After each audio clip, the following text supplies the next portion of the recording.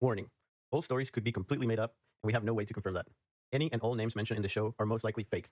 We at Campfire Moto Stories are not journalists and should not be considered as much. If you're offended by anything said or shown in this episode, we don't care, but we encourage you to voice your opinion so we can laugh at the fact that you can't control your emotions. This program contains full language, and I recommend no one to watch or listen to this. The views and opinions expressed in the program are those of the speaker and do not necessarily reflect the views or positions of the sponsor, any advertisers, or the sponsor's affiliates, employees, or partners. Coming to you live from the Claremont Lounge in Atlanta, Georgia, it's Campfire Moto Stories. Hey everyone, welcome to Campfire Moto Stories. I'm Anthony Bennett. I'm thrilled to have you join us today for our live show. This YouTube show / podcast is all about sharing amazing motorcycle stories, everyday riders like you. Whether it's an epic ride, funny mishap, or an unforgettable adventure, we want to hear it all. Today, we have some fantastic guests in the studio who we'll introduce in just a moment, where we'll dive into their riding stories. Plus, we have exciting segments lined up, including pre-recorded interviews, Billy's tech tips, spotlight a stolen bike, and stories sent in by you through the website and or phone line. At 8:30 sharp, we'll open the phone lines and give our live viewers a chance to call in and share their own motorcycle story. Lastly, you'll get to hear an awesome story from my 5-year-old son about riding. May or may not be completely made up. But hey, 5-year-old can tell a great story, so can you. Don't forget, you can earn entries into our YZ250 giveaway by participating in the show. Check out campfiremotostories.com for all the official rules, and by participating in any way, shape, or form, indicate that you've read the official rules, our terms and conditions. Let's get it started. Another lap around the wall, another request, another call. All I hear is I can't fly. I can't all the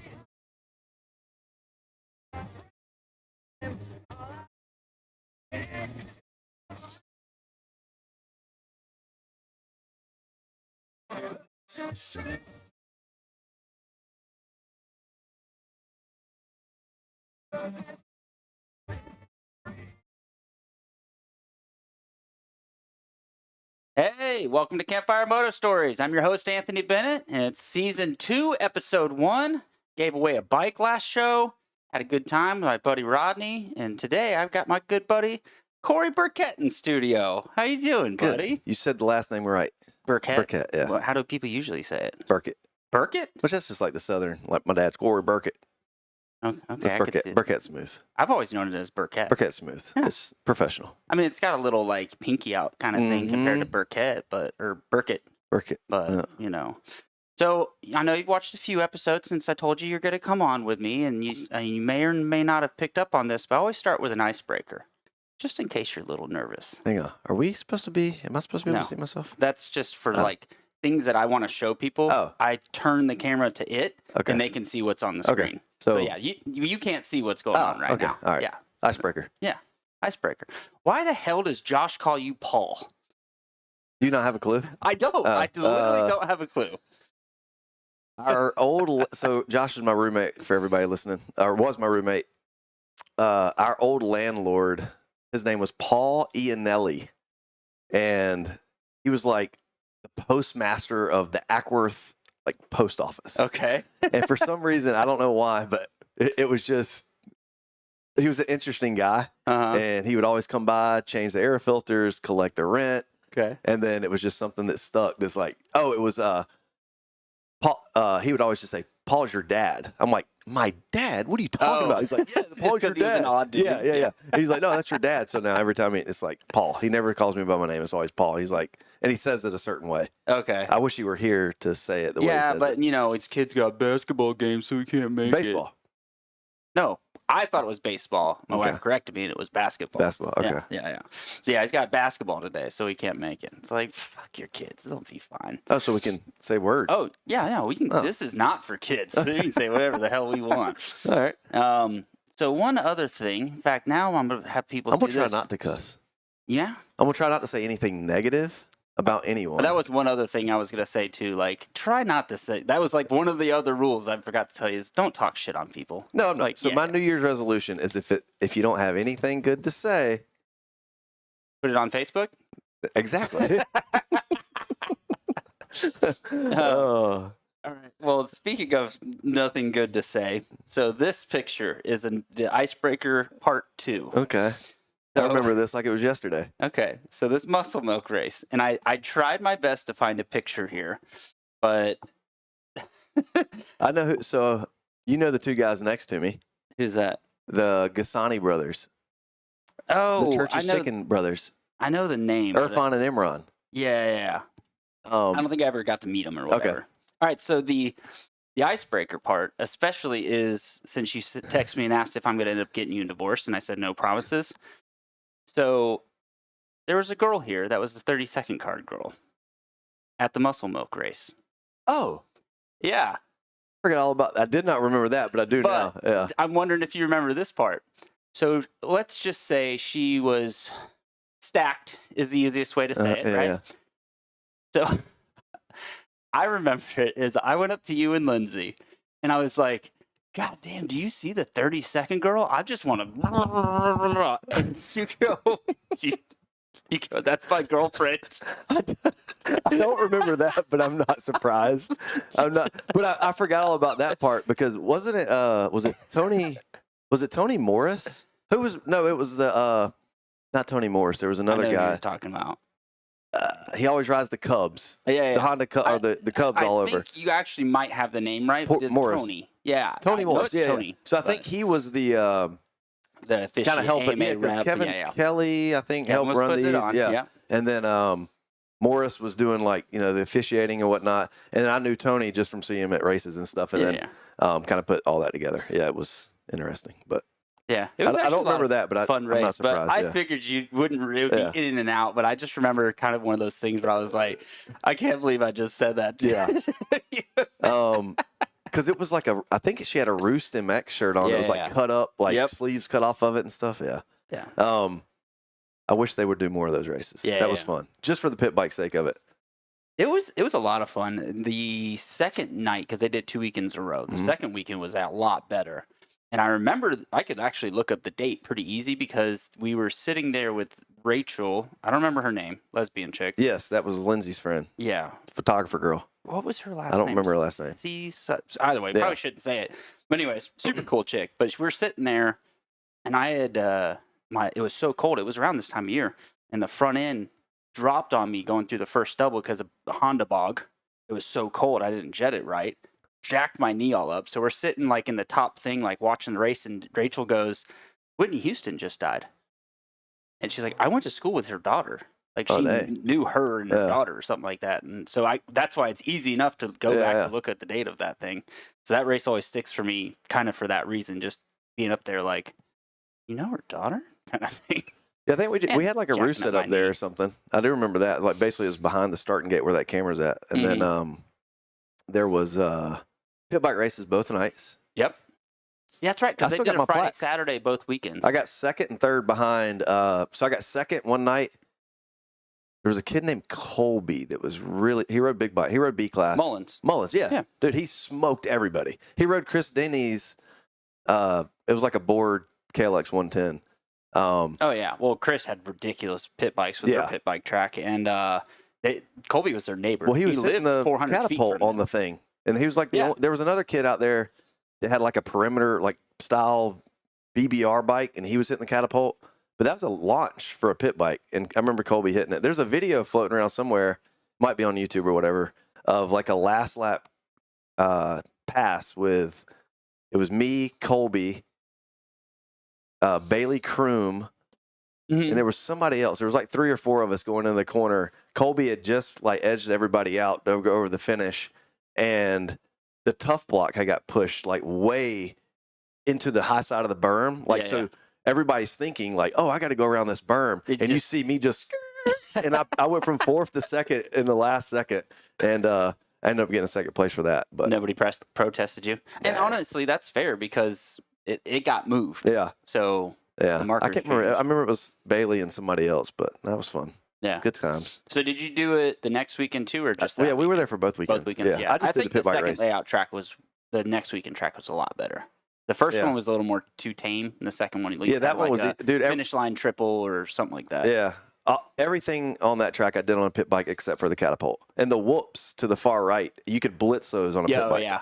It was just They were wheelie 'em. they were a little too small for a big bike, but I could see on a But I remember bike, dudes almost going through those whoops on big bikes, and they were like going into the stands, like Well, no, because there was people waiting like in staging right there at the end. and they would people would get taken out all the time in that thing.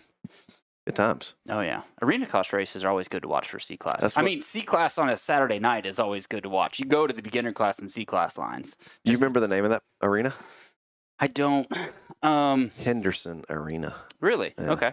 I was gonna say I remember Don't it's know why I like remember that. South Fulton Road or something Yeah. like that. I could drive there probably, but I couldn't tell you the name of that one.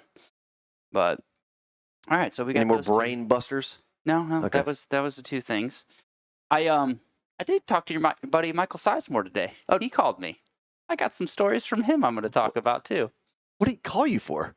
Well, I reached out to him Oh. and was like, "Hey, Corey's on. You got Oh. any stories?" And he called me. He's like, "Oh yeah, Oh, I've got dude. some stories for you." Yeah, him and I we go back. He's a nut. Yeah, so why don't you tell some of them, and I'm going to see if I can remember any of I'll bring up any memories that you may have skipped over or glossed over from him. So, yeah, because it was you, you text me, Clint Sheely, Derek Fisher, and Sizemore were all kind of hanging around together Yeah, a lot more so- in your youth. Yeah, so way back before. So when I first started riding, first time I ever went to a track, I was on like an XR80. Mm-hmm. Had water boots, like literally rubber boot. You remember High Fall Supercross? I never went there, but I know of it. So Yeah, it was yeah. like 20 minutes from my house, and that's what everybody. Oh, we go to High Fall Supercross Friday night races, and then so I had I'm an moving XR. this to where they can't see it right now, but if there's pictures that you want to be like, oh, this is to do with that, then I can Oh, I pull them doubt up it. too. So first time I ever went out to High Falls, I was on this like 86 XR80. I was like 10, 11 years old. No shit, I think I had the same year.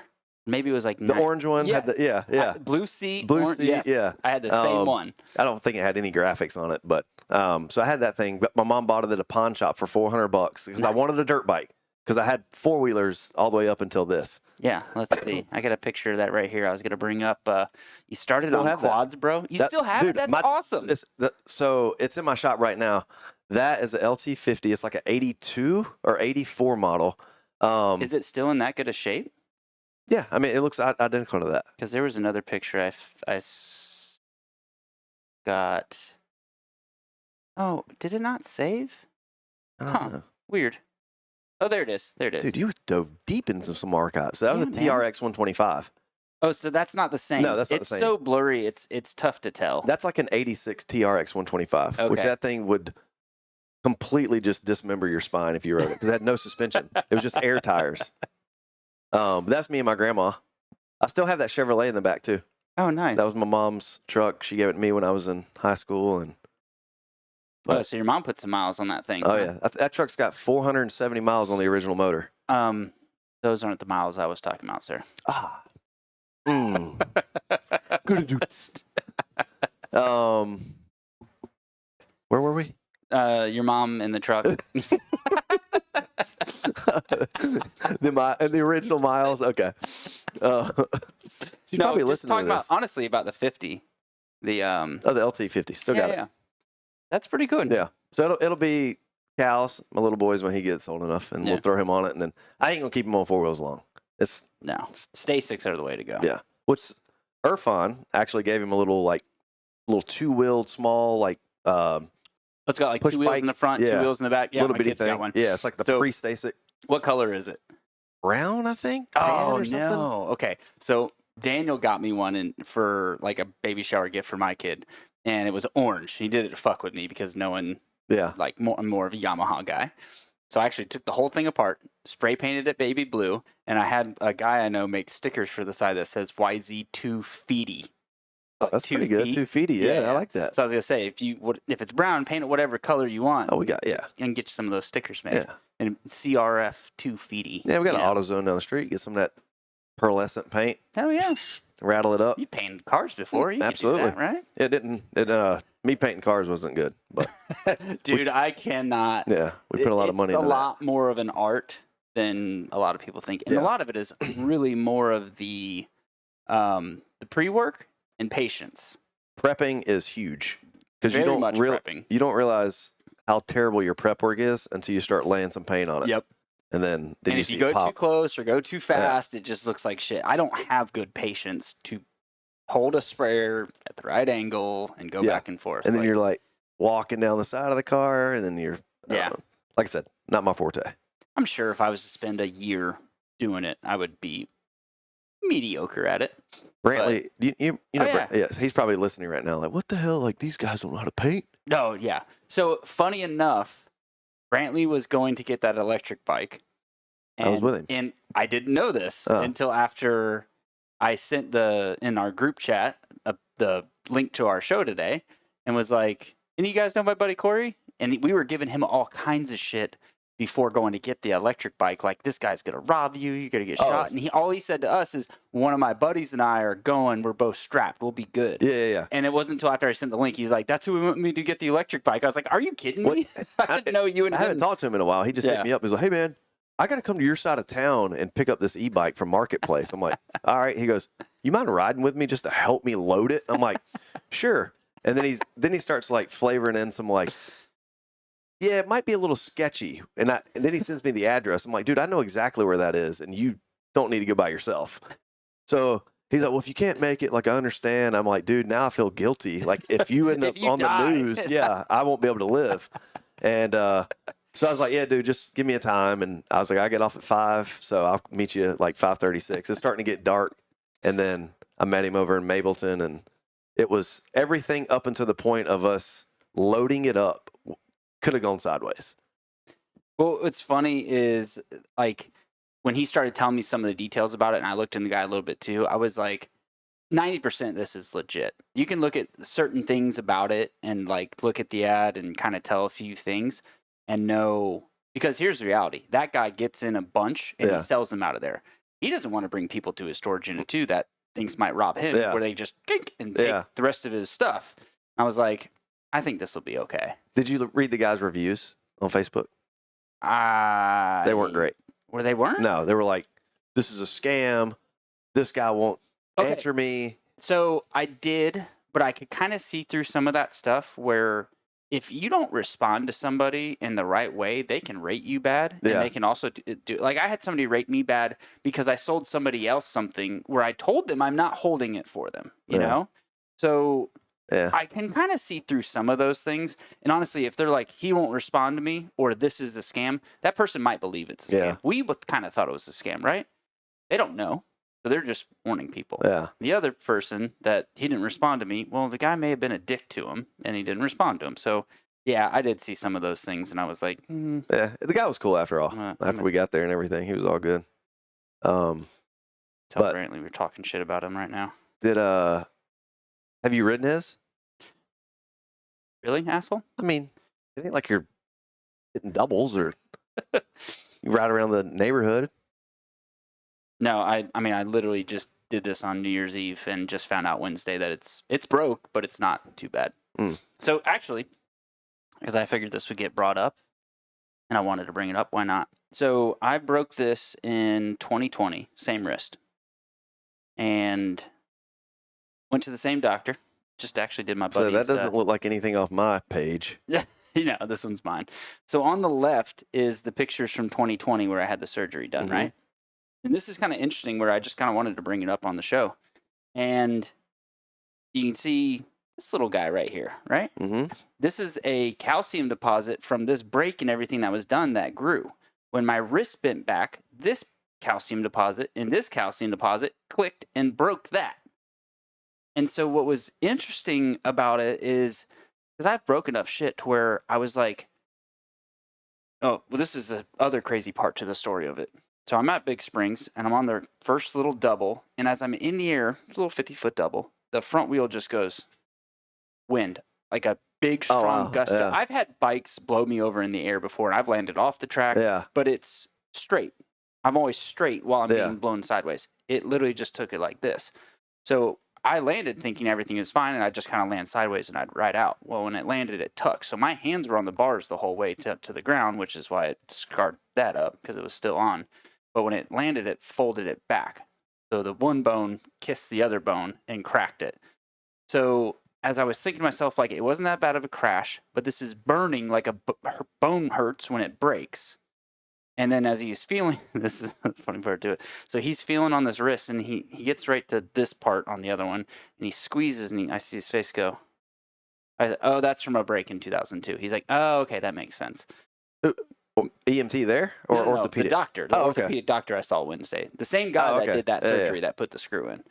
So yeah, as he's feeling it, he just gives me this weird look, and I'm like, yeah, that's old. Normal. Don't worry about that. We're not scared of this. So when he told me and explained what happened, I was like, that makes so much sense, because I even said to my wife, I feel like it's either a bad sprain, a minor break, or just everything from the surgery broken up from a first good impact. Yeah. Because you know how you, like, after a knee injury or whatever, the first dab or first hit, you're like, oh, I actually have my movement back, you know? Kind of freeze it up a little bit, yeah. So I thought that was what it was going to be, but it actually did break a bone, which I was like, everything makes sense now. So what's the difference between these two pictures we're looking at? Is it the same wrist? Same wrist. One on the left's 2020, on the right is Wednesday. Oh, like so that's okay. So you don't have surgery in it now. So the hardware in there is what was already in there. Yeah. Okay. So this right here is broke, like right there, from where that hit that when it went back all the way. Interesting. Yeah, I just thought that was kind of weird. I've never had that kind of thing happen before. But Brantley said he's listening to us talk shit about him. Yeah.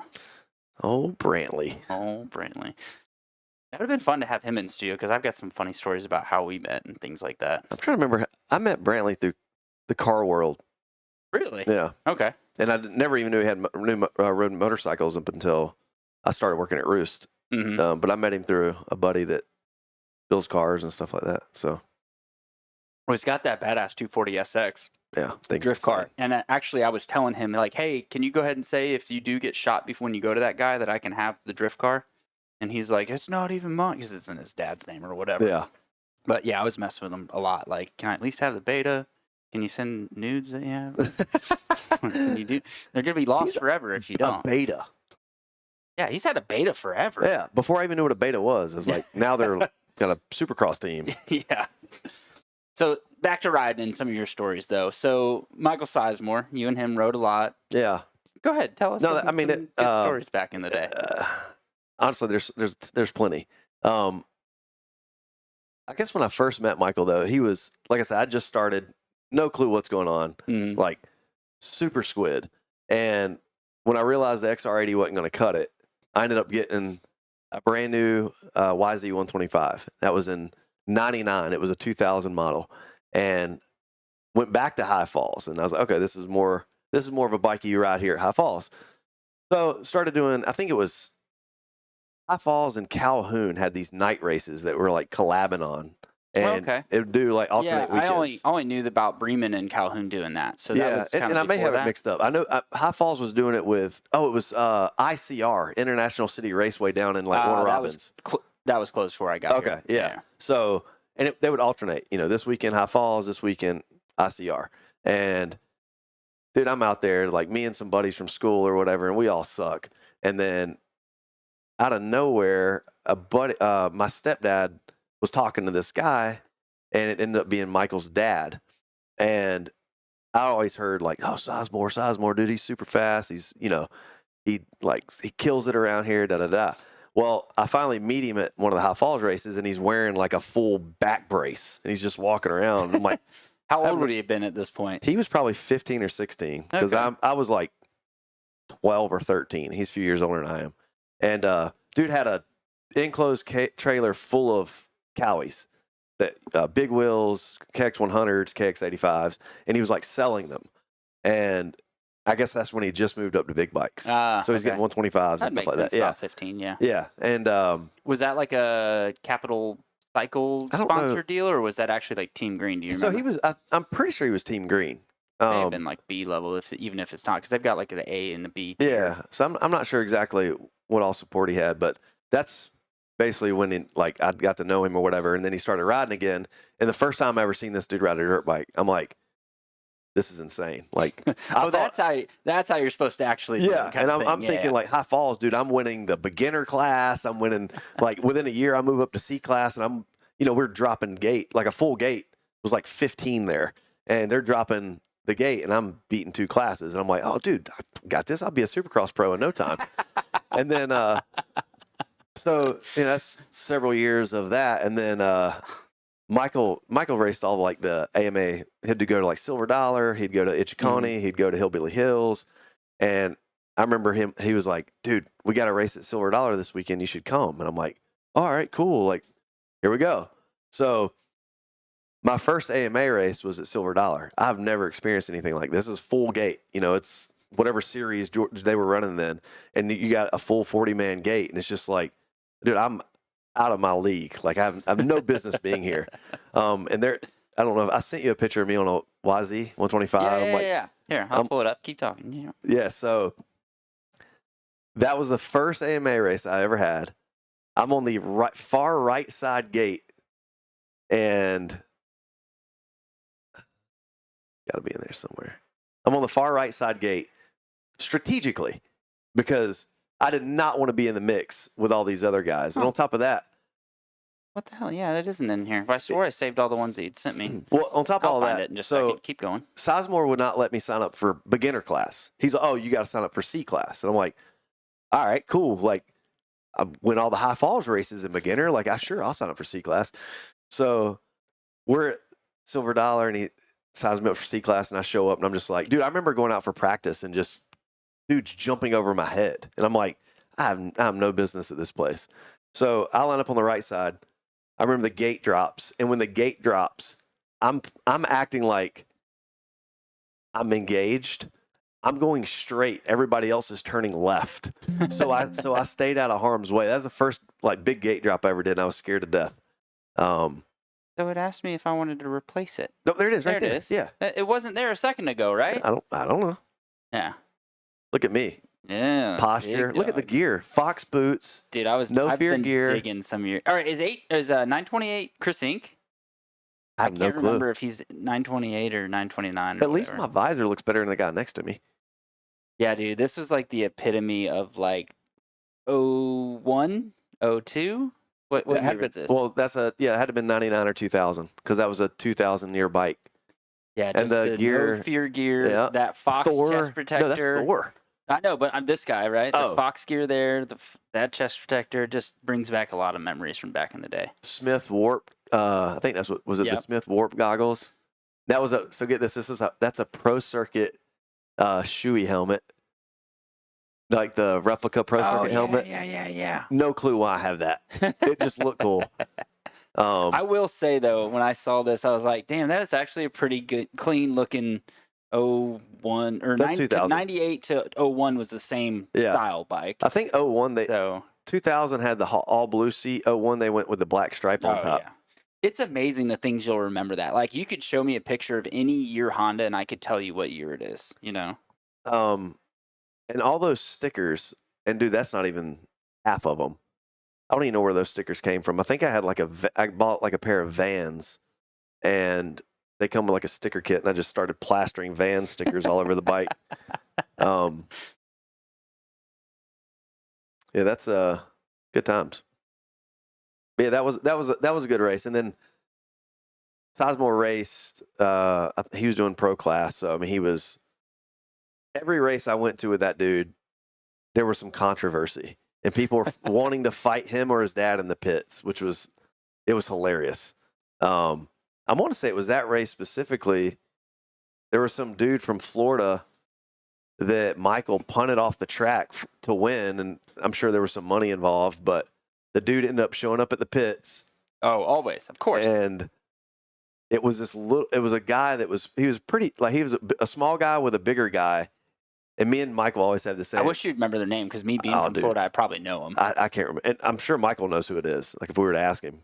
But yeah, so anyway, that was a good story. And then you remember Chad Albritton? Oh, I remember Chad. He's actually one of the faster dudes I first got to hang out when I moved to Georgia. Yeah. And he taught me a lot of really cool starting techniques and things like that. Yeah. Yeah, and it sucks that we lost him. And let's just be honest with what it is. He got into drugs. Oh, I have no clue how he got. I just knew he passed away. He went down to a bad road, and that's how Yeah. we lost him, unfortunately. But he was a trainer at MTF when I was or it? shortly after when I met him. He wasn't there anymore. Yeah, Michael had the pro class at High Falls was basically Michael and Chad. Chad had these old, or they were new then, but the DKNY like Husky 2-strokes, and then Michael had Cowies, and they were, dude, everybody be lined up on the fence watching these two dudes just dice it out the whole time. Yeah, because the 2 classes you're gonna watch: pro class, beginner, or C. Yeah, that's the way dude. to High go. Falls was such a cool place. I mean, it was like a little bitty, like small, and it wasn't a stadium, but it was like from the pits you were above the track, so you could line up the whole side of the track and kind of look down into like this little bowl, and you could see it, and they had lights and everything. Half the time the lights didn't work. It was very ghetto, but it was fun for what it was. I have so many memories of like going there every Friday night just for the races. And that's like something you knew how to do. Like every Friday, you got to go there. That's honestly exactly how Dade City is burned in my brain too. It's up a little bit higher. You can kind of see everything, and that was every Saturday night kind of thing. And then when I moved up here, it was to Bremen. Bremen Saturday nights were Bremen was sick. Thursday and Saturday. That was the place to be. That's the hot ticket. Yeah, that's transitioning into Michael knowing Clint, Derek. And, I know those names, but I don't think I ever met those guys. I wonder if they kind of went out, or I never got to race. Yeah, they were old. They were all older. All those guys were older than I was, but it was cool because like here I am, this kind of like the segue of like the rest of my life. But there's like me, this beginner rider dude that's hanging out with these fast guys. So I got to see a lot of cool stuff. Yeah. But there was those Bremen races you're talking about. I would show up. I'd be with Sizemore, Clint, and Derek, and we'd be. I think Clint had like a big white van, or either his big lifted F-150, and we'd go to those night races, and those 3 dudes would be battling with. I mean, there were so many fast dudes at Bremen. Like, those guys would be battling with like 6, 7 other guys in pro class. There was some dude, I can't remember his name. He always rode a Honda, and he had just like number 6 on it. Bremen? What year? I'd been like 05, 03, 04, somewhere in there. It wasn't until 07 that I came here, but I still feel like I'd probably have known the name. Daniel would know the name. Not Chris. Michael would know who it is. He knows all those. He remember all those dudes. Anytime I ask him, hey, dude, you remember so and so rode this bike? Oh yeah, it was this guy. But yeah, I mean, there's tons of stories. I mean, with me and Michael. So how about how Mike had this sick practice track at his backyard, and he talked you into hitting this big double for the first time? Do you recall what happened with that, sir? Well, yeah, it was on that. It was actually on that bike, that Yamaha. Oh yeah. That was one of the things when he called and told me. Kind of, we go back to High Falls. Everything's doable. You hit every jump out there. Like even as a beginner rider, like you hit everything. So as I started to get better. Me and Michael rode every weekend. Like any chance we could, we were riding. And obviously riding with him, I got better and better and better. I was never at his level, but he was always like just pushing me around. He's like bullying me around. You got to ride with faster people to get better and move up a class before you're ready for it. I mean, I was in C when I should have been in beginner, B when I was in C, and A when I should have been in B. And then once I got there, I was like, oh fuck! Now I can't race B class at all. Yeah. Well, so I there was a AMA letter. So there was it was me, Michael. There was another dude named Alan White, who's one of our buddies. He's half the reason why I went to MMI. So we can get on that later. We'll get into that. And then there was a couple other guys that would come out and ride. And I live right down the street from Michael. So, hey man, we're riding today. You coming? All right, cool. Let me load up. I head over. So I just turned like 16 years old. Head over there. And I mean, looking back on it now, dude, his track was insane. It was like a full-blown supercross track in the backyard. That's exactly what he said. It was massive. It was like everything was huge.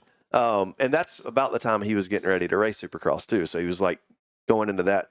So that would have been like 04, 05. And I remember going out there and I'm like, dude, I'm rolling everything. I'm like, dude, I'm not hitting anything out here. Like, this is insane.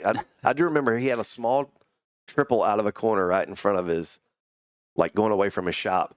And I would double out of it because that was like the most one, mellow, the one doable one that you felt comfortable with. Yeah. And then he's like, dude, you got this double right here. You got this double right here. It's too easy. And I'm like, all right. Of course, I'd come around. He's like, dude, just second gear, hold it on. Hit Probably did that. Just do that. Oh. Like, you know, just. Well, he had this uncanny ability to talk me into anything. Like, he would just be like, dude, you got it. Like, he was so like confident, more confident in me than I was. Yeah. So I come around and second gear. I'm like, all right, he's telling me to, second gear, just roll it on. And I hit it, dude. And this thing was peaked. And I remember just frame casing it. And just basically stopping on the face of it, rolling back down the backside of it. I go straight to my truck and just like drop my bike. And my leg was like, I had nothing left. I couldn't stand on it. So he goes inside and gets me some crutches. And for the rest of the day, I'm watching them ride. Yeah. Because he talked me into this shit. Exactly what he said. But he said the only difference was you let off on the face. Probably did. Yeah.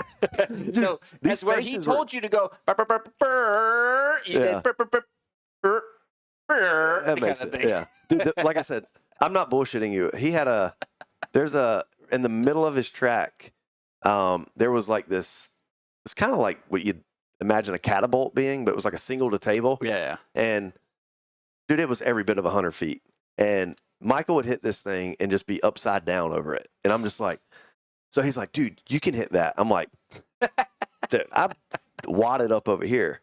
How big was the one that he talked the other one? Oh, dude, it was small. About? It was probably, I mean, it was peak, but it was probably like a standard, like 40, 50 foot double, like nothing crazy. Like, it was like a standard double. It was just like, peak to peak. But this jump, several months later, he ended up getting me to hit everything out there. But this jump specifically, the one with the single to table, it was a really long finish. Mm-hmm. So you could kind of jump and jump and jump. And I would get to where I would basically jump all the way 3/4 to the end of the landing. And I would never commit. Worse. I know. Worse. And he would always doing the whole thing. I would just. And he's like, dude, if you just like give it a little more, you're finishing the jump, and it's so much smoother. But like I said, that was early days of riding when it was silly. You know what's funny is I can relate him and that track to my buddy. I want to say Timmy Baker, but that's not it. Tim Hafke? No, Tim Hafke. Oh my God, how have I forgot Timmy's name? He lived in Riverview, Florida. He had this sick track. He was a guy that could have made it kind of Florida. pro. Yeah. You can't tell how white trash I am? By the way, like very similar stuff, like peaky jumps. I am beginner class, about to go into C class, should have no business hitting these things. In fact, that's the first time I broke this wrist when he was feeling on it, was at Timmy's house. There was a set of rhythms, and I cased the last one. The hand goes in between the brake lever and the gas lever, and as it went all the way over, the hand was in the brake the whole time, getting... Oh, yeah. Yeah. So swashed around? Yeah, just swashed around. So I can relate to being at a track like that with somebody who's so good and like, you got this. Yeah. But Timmy's like mid-30s too at this point, and I'm 15, 16. Like, no business. Very humbling. Shit. Yeah. Yes. But dude, when you finally get some of those jumps, like there's like a 60-foot, what would be like a supercross finish line that he had built. Like, dude, it was the coolest feeling in the world when you first get a big jump like that. Yeah, smooth. A lot smoother. I don't think I actually started like progressing until I got on a 250F. That was in 05. That was when I finally it started to like click. Because I rode this 125 till the wheels basically fell off of it. And I don't even know how I had credit, but I had enough credit to go like finance a bike through Honda. And that was when they come out with the dual exhaust ones. Which was probably the worst bike. I should have got the 05 because the 06 250F Honda was like, it was just not good. Yeah, funny enough, I actually remember financing the 04 CRF 250. This was the first thing I could finance at like 18. Oh, yeah. Probably 18% interest. I don't remember what it was, but I remember my mom was working at that Honda dealership at the time, so I did at least get it for cost plus $100 kind of thing. But yeah, I'm pretty sure Michael put that into motion too. Me buying the Honda. I can't remember. That was from Freewheeling? Maybe. It was out in like Fayetteville. Cycle Specialties. Yeah, maybe. Yeah. Okay. Mm-hmm. Yeah. I didn't know I know they're KTM. I can't remember if they're Honda or not.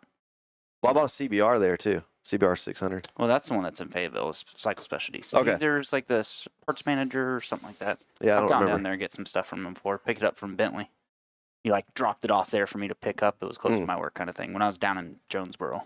Yeah. But yeah, that was the 250F's when it finally started to like click. And then by that time, I'd put enough time on a 125 and like fundamentals had started to kind of get roughed in a little bit. So, but just riding with him every day was like a mess. And it wasn't even, the best stories weren't even on motorcycles. It was the things we did off the motorcycle. Yeah. Because Michael wanted to fight everybody. And he just had this ability to like, and I don't even think he wanted to fight. He had the ability to antagonize people. Dude, he would piss people off. Oh, dude, he would piss people off so bad. And like I said, it wouldn't even be, we could be in like Walmart and he would piss somebody off and he was just a shithead. Yeah. And it was just comedy. Everywhere we went, it was comedy. I remember sitting in a Wendy's drive-thru. He had this like a 86 Mazda, like the truck, the like B2000 or whatever they were. Oh yeah. So we're sitting. It's basically the same thing as a Ford. Yeah. Yeah. So Ford we're Ranger. sitting in the Wendy's drive-thru, and we'd always go to Wendy's before we go ride or after and get the little 50-cent cheeseburgers or whatever back then. So we're sitting there, and you're showing your age, bro. So 25-cent Frosty. Oh, dude, they were cheap. I mean, let's put it this way: everything we paid for came out of his ashtray, like loose change. But there was this guy. We're sitting in line at the drive-thru, and this like homeless dude comes up, and the guy's like asking Michael for some money. He's like, "Dude, you got any change?" And he's like, "Nah, dude. Like, I barely have enough to pay for the food here." And this dude's like getting like pushy at this point. And Michael's like, "Dude, I told you I don't have no money." And the next thing I know, the ashtray comes out, and Michael's putting it in this dude's face, like launches it, just smashes him in the face. And there we go, full of coins, oh, full of money. Yeah, well, there we go. I'm like, dude, like. I mean, it was just, I don't know. That was just some of the stuff. He was literally making it hail. He was. Instead of making not it rain. Yeah, it was money, hard money. Dad joke. That was a dad joke. Well, I'm a dad. I'm allowed to make those. Dude, I'll make a dad joke, and I'll say 1 time out of 10, my kid will laugh, and the other time he just... Don't even laugh. Nothing. It's like, not funny. Yeah. And I'll even get, like, my wife will get, like, a kind of, and my kid's not funny. I think it's funnier to us now that we're older. It's just like dry humor. Oh, yeah. I did a video earlier today about the show. I doubt you got to see it, but I might as well do it now since we're on this topic. What are these photos? Don't worry about the photos. Can people see this stuff now? No, they can't see what we're looking at right now. I swore Dude, something is going on with my... And then why is there a Mad Skills Motocross time slot? Hey, we'll get to that. Just relax. I went creeping on Facebook and all kinds of shit, all right? Just relax. No. All right. I don't know what I did with it. Maybe I didn't save it. By the way, I did a video about coming onto the show beforehand, and I'll find it and play it later. Okay. But so back to the stories about some of the things that he told me. You definitely didn't bring this one up. So what happened to your bike around the Summit exit on I-75? My bike around the Summit exit? Getting onto I-75, driving on... Something happened to one of your bikes. Wait, say that again? Something happened to one of your bikes that was in your truck at the Summit exit on I-75. Keep going. You don't recall? I figured that would trigger the memory. The Summit exit, something happened to my bike? While driving on I-75, getting onto the Summit, right around the Summit exit. Okay, so that was not in a truck. That was on a trailer. Okay. Yeah. If it's the same story, it came off the trailer? Yeah. Yeah. So, dude. Michael's like, you got to bring this up. We gave him so much shit for this. Yeah. So a part of the amusement was his dad being with us a lot of the time. So, and I had this like shitty lawnmower trailer that we would use. And so his dad would haul us around, and we strapped the bikes down, and there was like, I don't remember, we stopped there to get some dinner or what we were doing, but that entrance ramp's like a clover leaf. It's like, it's like a super bike turn. And super bike dude, turn. I mean, I know what I'm talking about. the exit. Yeah, it's down at McDonough. So we're getting on, And if you've ever tied anything down to like one of these lawnmower trailers, everything's like loose. Well, You almost have to strap the shit out of it so much. Yeah. just so it And there's nowhere to actually tie down. So you're like looping stuff around. So we get onto the exit and I'm in the back seat or something. And I hear Michael's dad say something, well, there it goes. And I'm like, what? Like, what is he talking about? And then you hear ting, ting, ting, ting. And you like look back and you see straps like hitting the ground because we're still moving. And then Michael turns around, oh my God, a bike fell off. So I look back, it's my bike laying in the middle of the interstate at this point. So they pull over and me and Michael run. We're probably like 1 or 2 lanes into the interstate at this point because we're already on the interstate. We're moving. And thankfully there were no cars like trying to hit the bike. They were going around it. Yeah. So we run out there, pick the bike up, go to push it off the road, and the tie strap's stuck in the wheel as we're sitting in the middle of the interstate. So we're over here like dicking around with this thing, trying to get it out. Semi trucks are probably like, Oh, dude. I remember like, I was a nervous wreck. And nobody thought to just pick up the wheel and just. I mean, You no, get the- you we get were the like bars, you grab 15, the 16 wheel. years old at this time. There was nothing logical going through our mind. But yeah, so that happened, and then get back to the side. There were so many terrible things that happened with that trailer with shit falling off of it. There was one, and it may have been the same day. Before that happened, we loaded the trailer down, and we were going down Michael's driveway was like a long dirt road, and I don't even think we made it 100 yards down the driveway, and one of the bikes fell off the side of the trailer before we even got down. It was already. Yeah. So Michael's dad gets out, pissed as hell. He takes the gas can and just like backhands it into the yard, and then he's strapping the bike back down. What else you got? I mean, that was it for that particular one. But you know what's kind of funny? Because how old are you now? 37. So we are only like 2 years apart since I'm 39. It's funny how close we are in so many paralleling stories because in 02, had a brand new 02 CR125. I'm on my way to my girlfriend's house at the time, which her and I are actually still like best friends. I'm telling your wife. She slept at our house and she's cool with my wife. Yeah. Not jealous. Yeah. That's cool. We haven't like slept together. I That mean, would be I wasn't digging. But no, so first brand new bike, first ride back from my first ACL injury. Been off the bike like 7 months. I'm itching. We're going to Croom. I got my buddy's blaster, same trailer utility setup, right? And the blaster was too far, like taking up so much room that the strap angle on my bike wasn't right. And there's this one road, it was actually pretty famous for like motorcycles in Florida, and I can't remember. It's in Lutz kind of area. Actually, Rodney and I were talking about that last show, but just super windy road. And I just hear boom. It held the strap on and drugged the brand new bike. Yeah. The bars were completely, and it was stock bars. It wasn't rentals. Yeah. It was the steel stock bars that were just completely folded. So we went to my buddy's house because I'm like, I'm riding. So we stopped at my buddy's house on the way, backtracked, took bars off of a 88 RM250 blue steel bars that were just pad angled. I had the worst arm hump ever. It was the worst ride experience I'd ever had in my life. How old were you then? 15. Oh.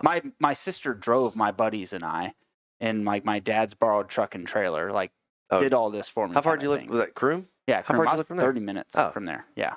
That was a cool place. Dude, Croom was a blast. I went there obviously later in life. I didn't go to Florida until I rode Waldo for the first time when I was like 06, 2006. That was like the first time. Amazing. Yeah. Still there? Yeah. Okay. Yeah. See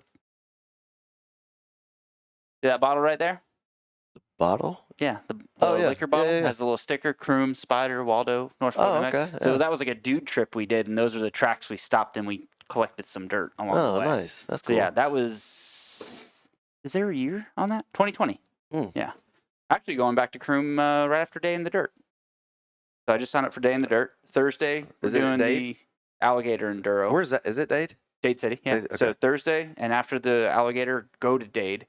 Stay there Thursday night. My old roommate's going to pick me up Friday. Go to Croom Friday. Race Day in the Dirt Saturday. Maybe Croom Sunday. Probably too hungover.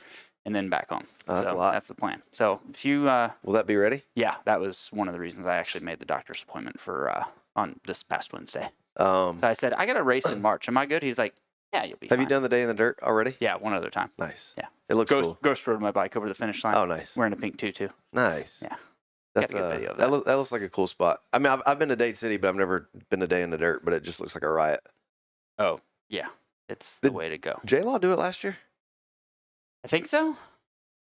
He will for sure do it this year. Oh, so good, right? I've been having some weird internet issues, and I went to go pull a picture, and it didn't pull up. So I'm like freaking out. About it. No, it's good. It's good. Okay, we're good. We're good. Right. Nobody watches this silly show anymore. No.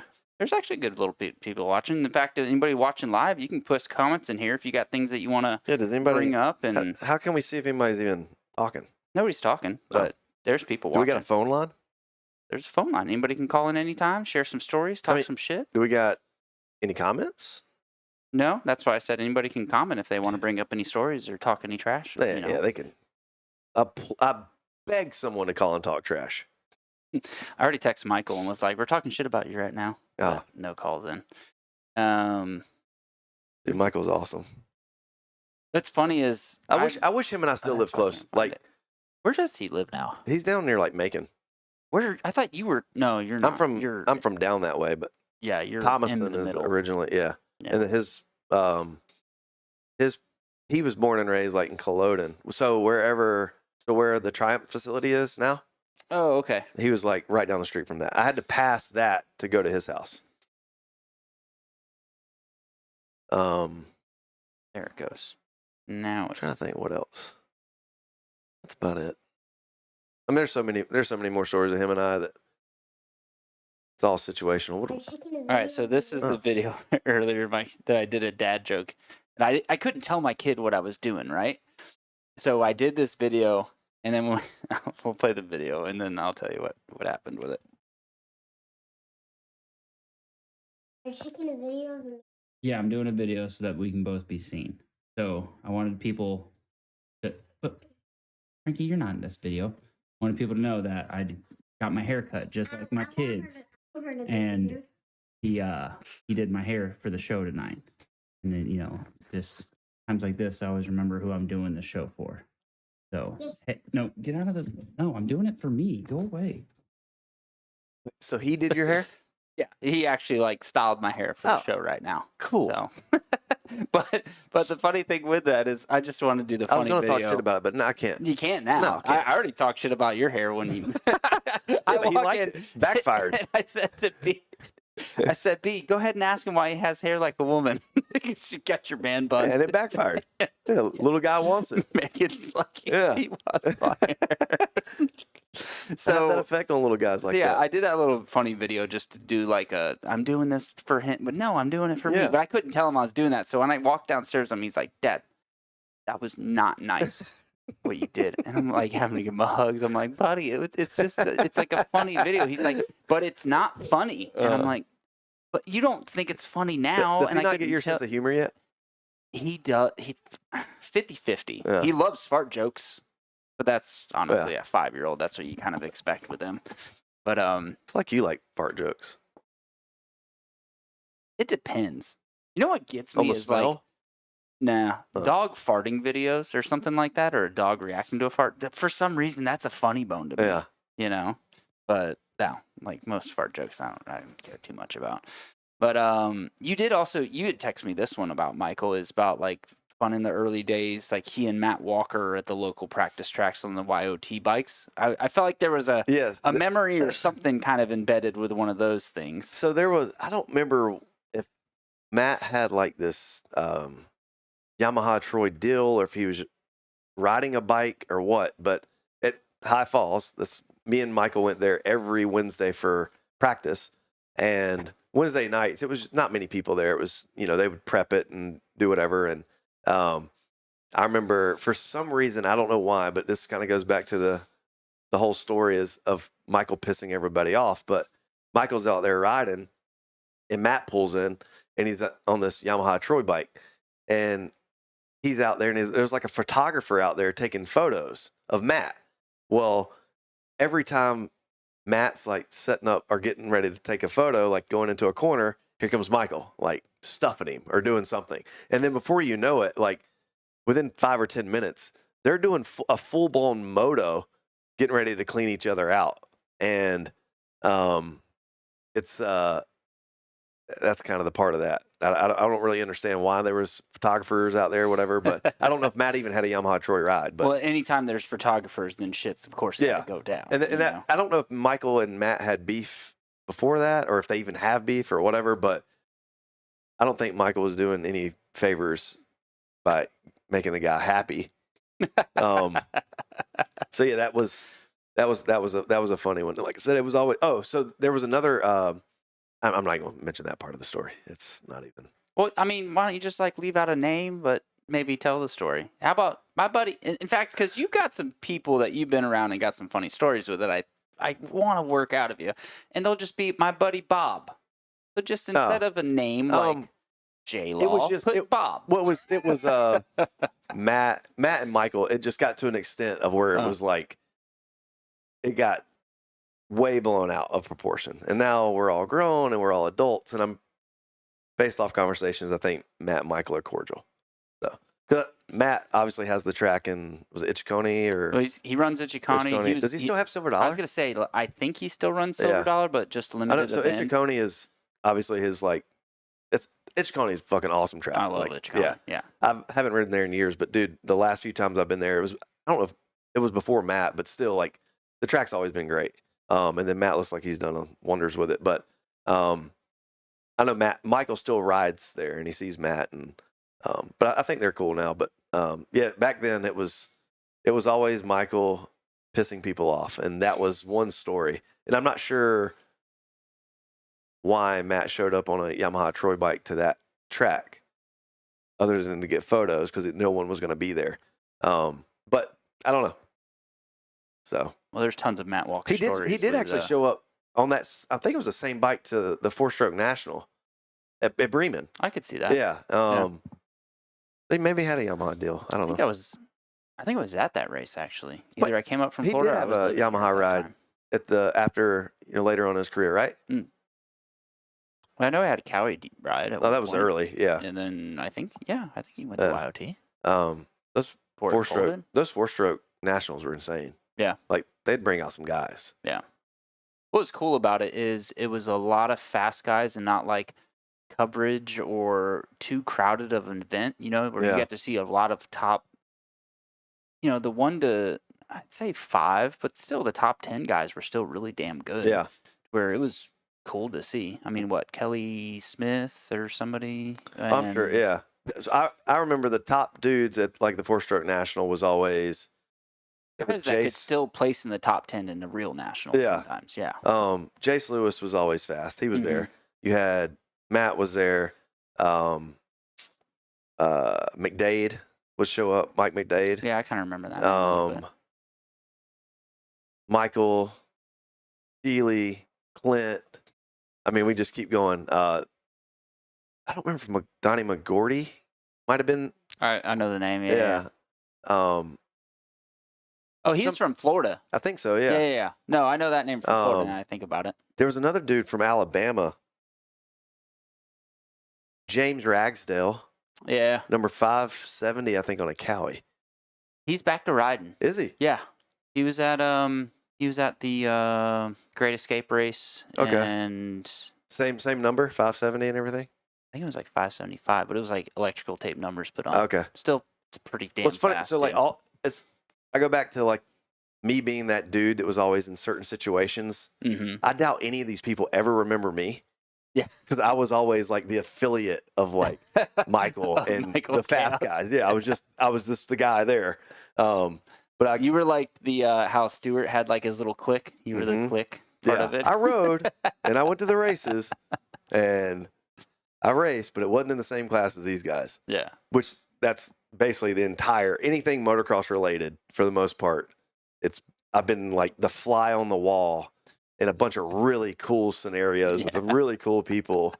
And like I said, some of these people probably have no clue who I am. They're missing out. They are. Quality fella. So let's actually, since you get into some of the Supercross and we're talking about some of the other things, so do you want to hit on the Wonder Warthog stuff first, or the MMI and then work into the Wonder Warthog? Well, so stuff? yeah, that's all. They go hand in hand. Yeah, but So- which one? So Chicken and the egg kind of thing. Yeah, so the Wonder Warthog was a intern program through MMI. Mhm. So MMI, my buddy Alan, who me and Michael were both friends with, Alan had like quit racing and was like, "Hey, I'm going to MMI." So Alan moved to Orlando, goes to MMI. He's off the radar for like a year, and then we didn't see him much. I actually went and visited him down there, in between like him leaving and coming back. Well, the whole time he's down there, he's like messaging me, "Dude, you should come down. Like, be a blast. Like, you really like it." Da da da. So I'd put in some thought of like, this is after. I'm trying to think why, because at this point I'd kind of faced the realism of like, I'm never going to be a pro. You're not gonna make Yeah, I'm not it. that guy. Yeah. Yeah, we've all been there. Because dude, at one point I'd gotten pretty good. Like I got pretty fast, but I was never pro card status. Yeah. And the closer I got to like getting the best I'll ever be, I started to realize I'm never going to be that guy. Like it's that much further. So, and I was like 20, 21 years old. So you start realizing like, dude, this stuff's like unachievable, and financing, like the money you part of realized it. it before me. It took me to 25 to realize that. Oh. So. So I got hurt pretty bad in 06 or 07. And that's kind of like what stamped it. Was like, all right, dude, like you're done. So I decided to go to my buddy Alan was at MMI. He's like, dude, you should give it a shot. And I was like, all right, cool. I'll give it a shot. So filled out all the application stuff. They were You gotta like, drop this arm a little bit, by the way. You're blocking your face most of the time. So I do the application and everything. They call me like within a week or so. Hey, we have a spot open in Arizona. Like, do you want to go? I'm like, no, like I want to go to Orlando. No, fuck. Yeah. So they had the Arizona one available. I could imagine that thought process. Somebody from the South. The desert? Yeah. No. And dude, you gotta think, I'm from middle of nowhere, Georgia. So at this point, I'd never really like gone to a big city or anything. Well, yeah, but you think Orlando, you're at least thinking some beaches, some bikinis, some babes. A drive Arizona, away. you're thinking like desert. Desert. Yeah, that's it. That's it. And so I'm going to Orlando. All right, you'll be like 2 or 3 months before you can go to Orlando. All right, cool. Let me know when it's open. So in the meantime, we get all the paperwork done, go to MMI in Orlando. At that point, my buddy Alan had like, I'm out, quit, and went into the Marines, I think. Marines or Army, either way. And basically just done with MMI. So I went down there to like kind of hang out with him a little bit and like start MMI. And he bailed on you. And at this point, I'm already into it. Yeah. So moved down there and knew no one. I kind of had like some friends, acquaintances through people that I'd never met. And that's kind of how I ended up finding a roommate and everything. And so I was down there, went to MMI. And then we can dive down into that loophole if you want. We will touch on that, Okay. but I'd rather almost do like the fun, more Okay, Wonder so the Warthog. the Warthog thing was when we were there, when you get past your like theory classes and you start working into your like electives, because you get to pick like Honda, Yamaha, Harley, whatever. Yeah. They would do like random things for like interns. So there was one thing, it was like a AMA Superbike race at Daytona. So you sign up, like if you want to volunteer to go help. Yeah, yeah. So I signed up for that, and then it was bike week. So I signed up for the Superbike thing, and I signed up for the Wonder Warthog deal. Superbike thing was pretty sick. That was actually the one Daytona. Was it the 200? Is that what they call the Superbike race? Yeah. Yeah. That was the one race they did at night. That was like failure. Oh, yeah. People like running into the back of one another. Yes. All right. So that would have been the year 2 Buell was racing. Yeah. They had a and Buell. the dude ran basically got drug across the finish line by another guy. Yeah. Yes. That was Yes, I remember. I do remember that. Yeah. So on the Superbike race, we just sat on pit road and we literally just checked tire stickers or something. It was like, I don't know if Dunlop sponsored it. I guess they had to like sticker Yeah, I these think they had tires or spec tires, or Probably. something like that. Yeah. There's only 2 or 3 you could choose from.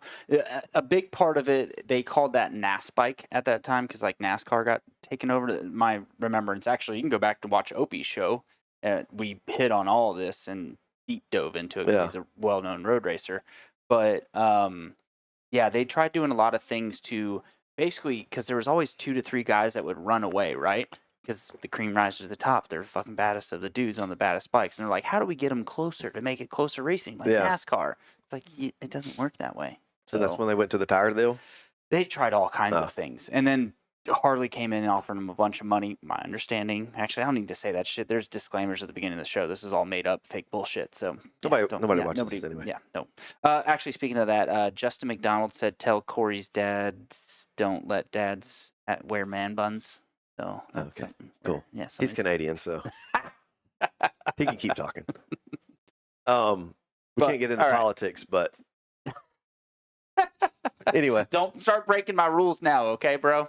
I love politics. No. Okay, so back to the super Yeah, so bike. I'm sitting and on pit then- road. We just checked tires. That was the super bike deal. The other intern was Wonder Warthog, and I'd obviously seen the Warthog stuff from like Yeah. watching it just in Supercross, and then Daniel Blair with the Daniel flag Blair, hanging had on the flag, the cape, and everything. Yeah. Cape, yeah, the not a cape, yeah. flag. So they intern, you sign up for it. They just like, hey, out of the 30 people, we're taking 15. Go help the Warthog guys. You set up tent, you set up the whole rig. They probably had 10 riders underneath this thing. And then you help the riders because it's all privateer. Yeah. So you just help you help these guys out. Like, and they'll kind of like, hey man, like we need to go over here to help, this rider or whatever. So I ended up Who'd you get stuck with? actually I didn't get stuck with anybody. It was a privilege. No. All right, and I shouldn't have worded that. Who did they put you with? So at the time, I didn't know either one of these guys. So there were 2 guys I actually got to help out both of them, and then one specifically at this race, and then I helped out the other guy several other times. So you remember there was a guy named I don't know if you say if it's James or Jimmy Pavoni. Oh yeah. I think he was a Subway Honda guy or something like that at one point. Him and JT, I think, were teammates Yes. at one point. Yep. So it was him and then Michael Akaiden from Kentucky. They were I guess they were buddies. And I think Jimmy or James was from up that way too. But helped both of those guys out that night and ended up becoming pretty good friends with Michael and then helped him, I think, in Jacksonville, whenever that, like maybe the next race or whatever. Yeah, they were pretty close together. But that Warthog thing was so funny because you had guys that would sign up for this intern thing and then show up and then know nothing about motorcycles or racing, let alone like helping these guys out. Yeah. So it was you show up to help and these guys don't know what's going on because I at least had a racing background, so I knew kind of like Or at least steps how of to this stuff. check tire pressure or what tire it pressures. might be. I think Not 40. No. Michael's bike, we changed clutches and it was the routine race stuff. It wasn't anything crazy. His race bikes were pretty sweet anyway. So that was like the first like actual mechanic thing that I got to do like for someone at a pretty high level, I guess. So that was cool. And then being on the floor, like you got your credential, you got your, pit shirt, and you're like, dude, this is what it's like to be down on the floor. Hell, almost anybody watching the race would be like, if given the opportunity to go, I keep hitting this fucking thing. I keep flipping back between the camera angles on accident.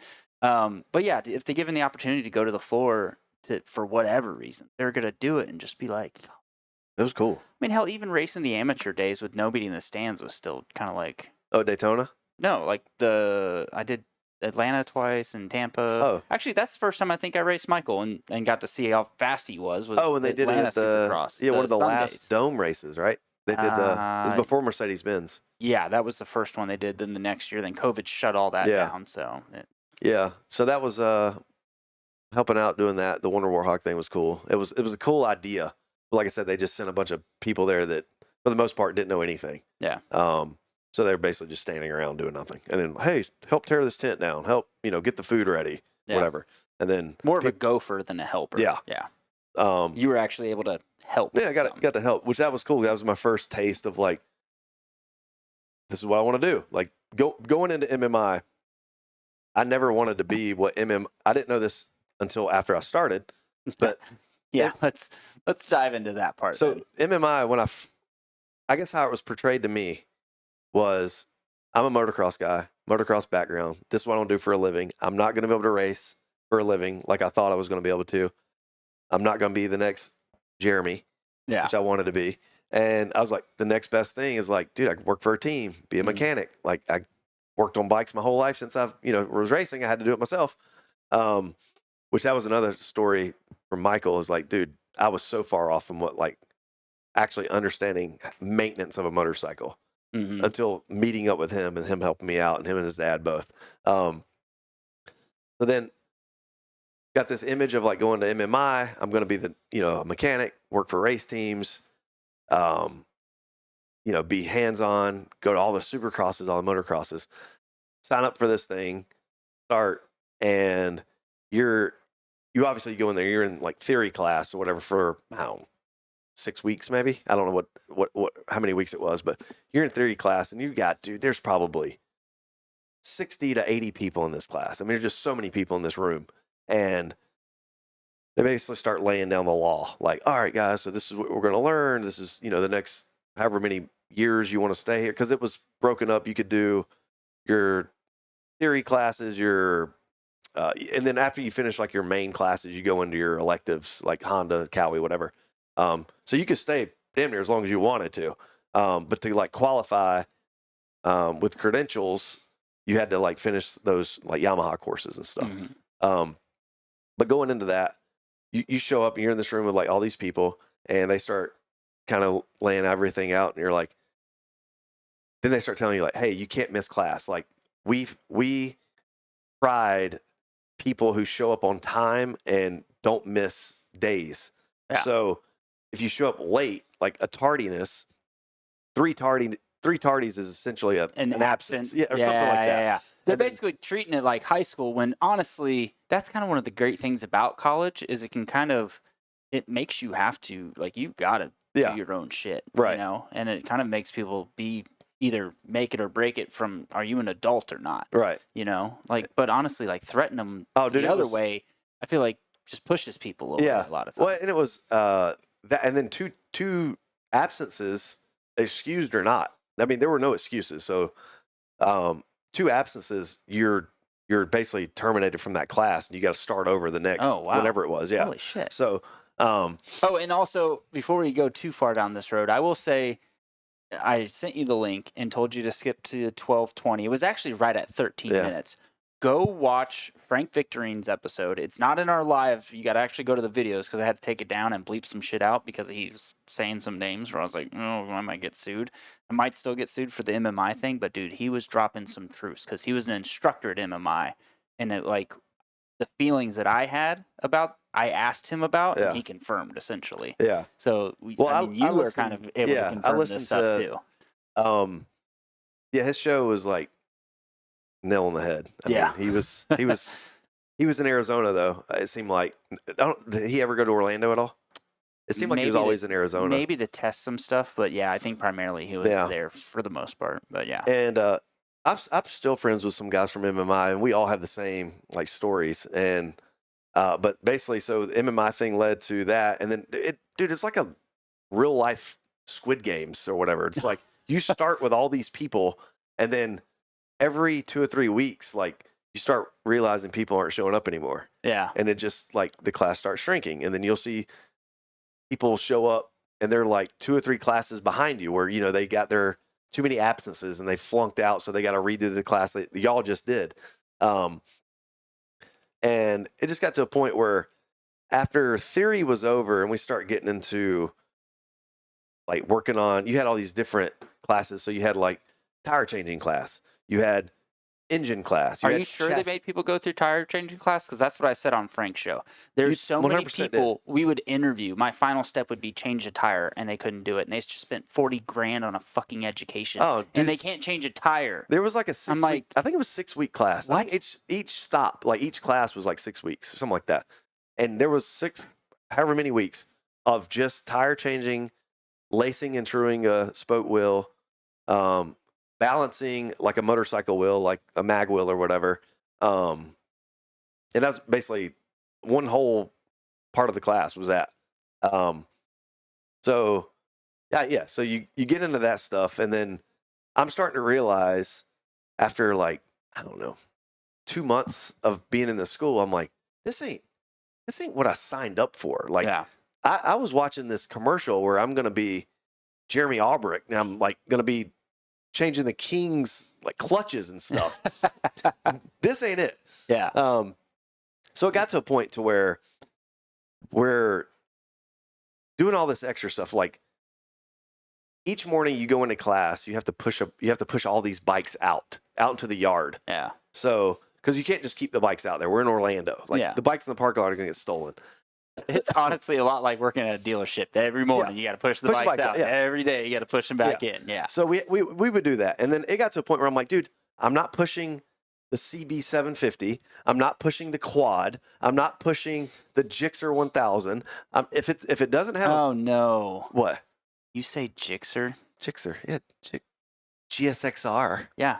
The GSXR. It's not a Gixxer. Okay. The Gixxer. I could say Gixstar. Gixstar. It's better.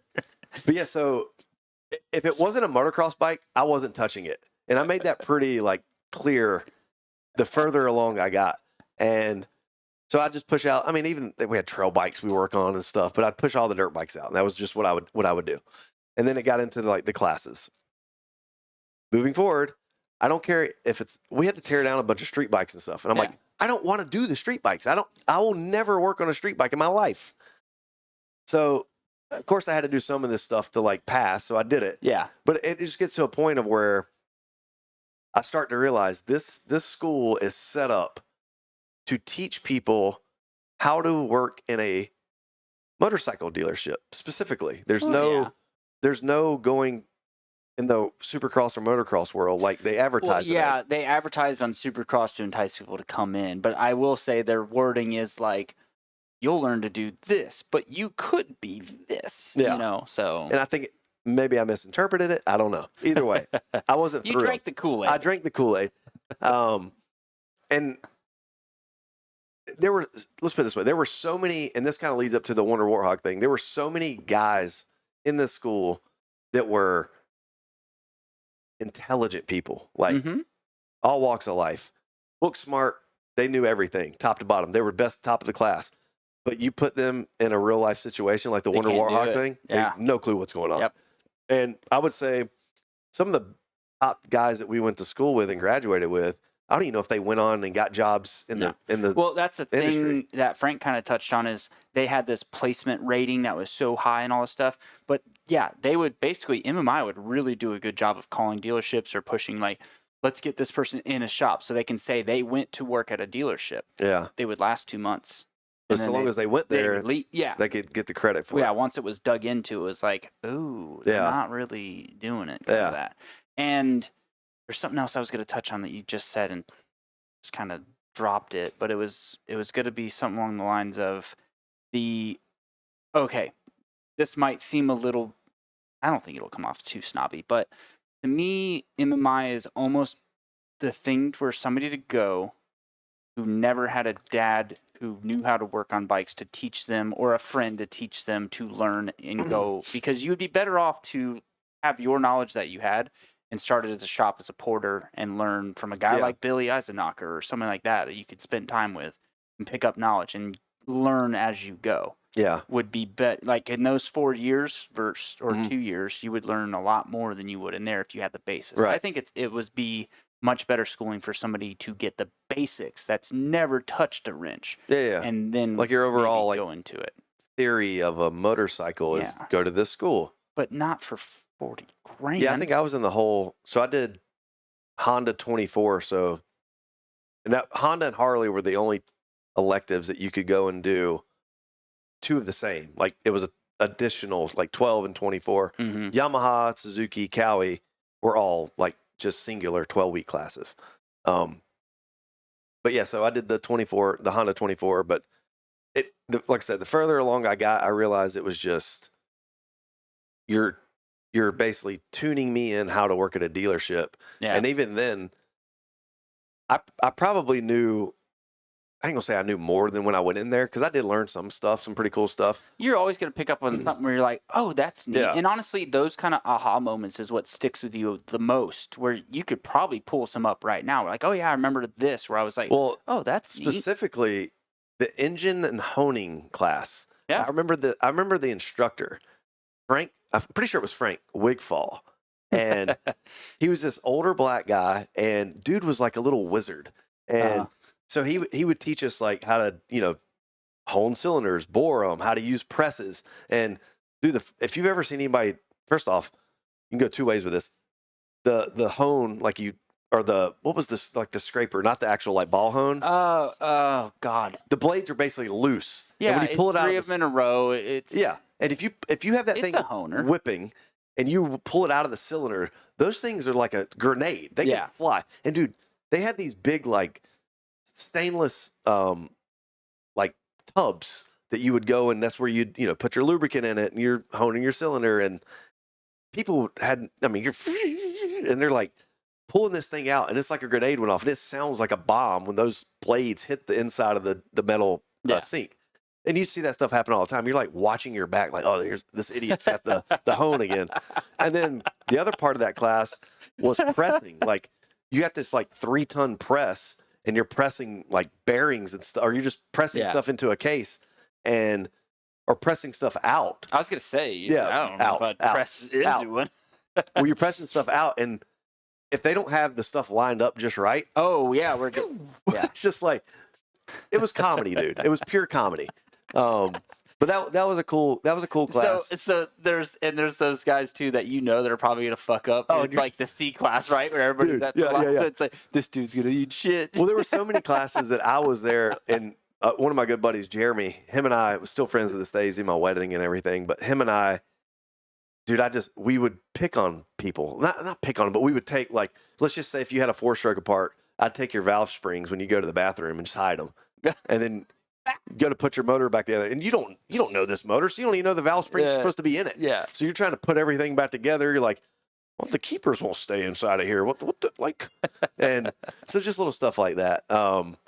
Taking the keys to motorcycles so people can't unlock their ignition, so the wheels still lock sideways. Can't push the bike out. There's always stuff like that too.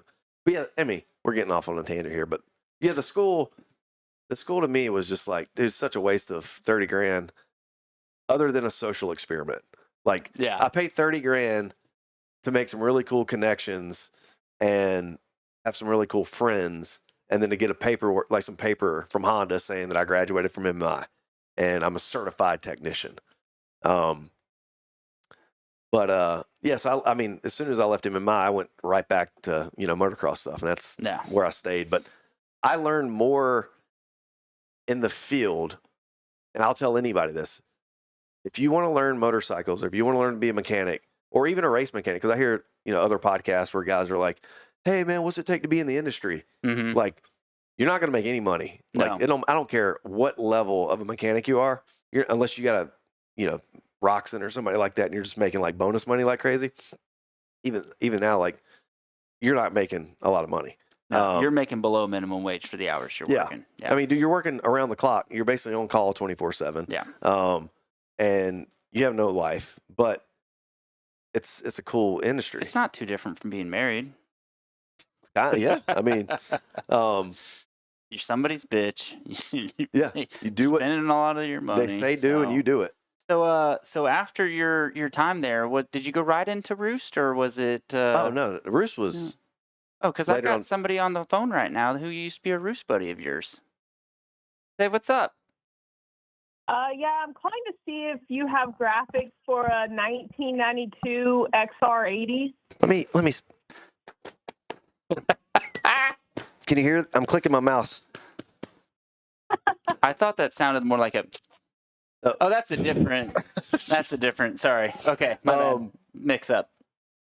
Lindsay, Yeah, it's Lindsay. what are you doing? I've been texting her and being like, "Hey, like we're gonna call. Fuck with Corey a little What bit." are you doing? Hey, that looks like a mini rush board. It was. Let's see. Lindsay also texted me a few pictures that I brought in here. Me and Lindsay had a fun time at Roost. Yeah, and honestly, I was trying to remember. Did I meet you through her at Roost or from Motions? Oh, so I worked at that's Lindsay actually is, I guess, part of the reason why I even moved here. Because I was doing mechanic stuff and I like kind of wanted to get out of the industry. And I had a buddy that moved to Marietta, and I already knew Lindsay from way back in the day. And then she worked at, it was Mountain though, wasn't it? It wasn't Motions. I couldn't remember if it was No, I Mountain think- or Motions at the I time. think it was Motions. And then Mountain bought Motions. I remember it was the Motions building. When I started, it was the Motions building, but Mountain had bought it. And I was just talking with Billy about this the other day, about how it was April Fool's that they announced it. And we were all like, there's no way that Don sold When is Motions. Memorial Day? What month? May? I think so. Yeah, May. So. Yeah, so I moved here in Memorial Day weekends when I moved here, and I interviewed with Rolando and the parts guy. But Lindsay segued that whole thing. I was like, hey, I'm thinking about moving to Atlanta. Like, you know anybody hiring? And she's like, yeah, we'd probably hire somebody in the parts department. Like, I work there. And I'm like, all right, cool. And then Okay, so it was Motions. I couldn't remember no, it exactly. was when I moved here. It was Mountain Motorsports. Okay. Because Ryan Hardwick and Dustin, they had owned it at this point. You know what's funny about the wrist thing too? What? Dustin's son was blocking people from jumping on me after I crashed. yeah. Yeah. So I went up and Nice talked guy. with Dustin and his kid. And Oh, thanked him. nice. Yeah. So.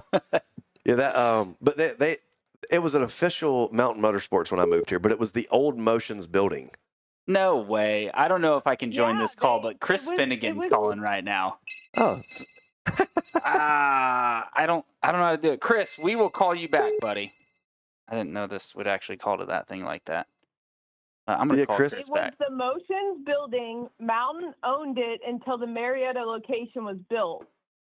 then how come I had a Mountain Motorsports? We wore Yeah. Mountain Motorsports You- clothes shirts. in the Motions building. Got So you. you came okay. in like a month after they yeah, it they was sold it was out. that then. small corner building.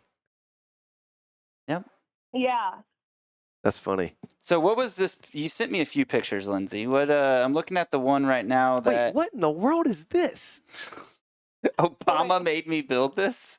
What the hell is this? Damn it! This is political shit. I didn't want to.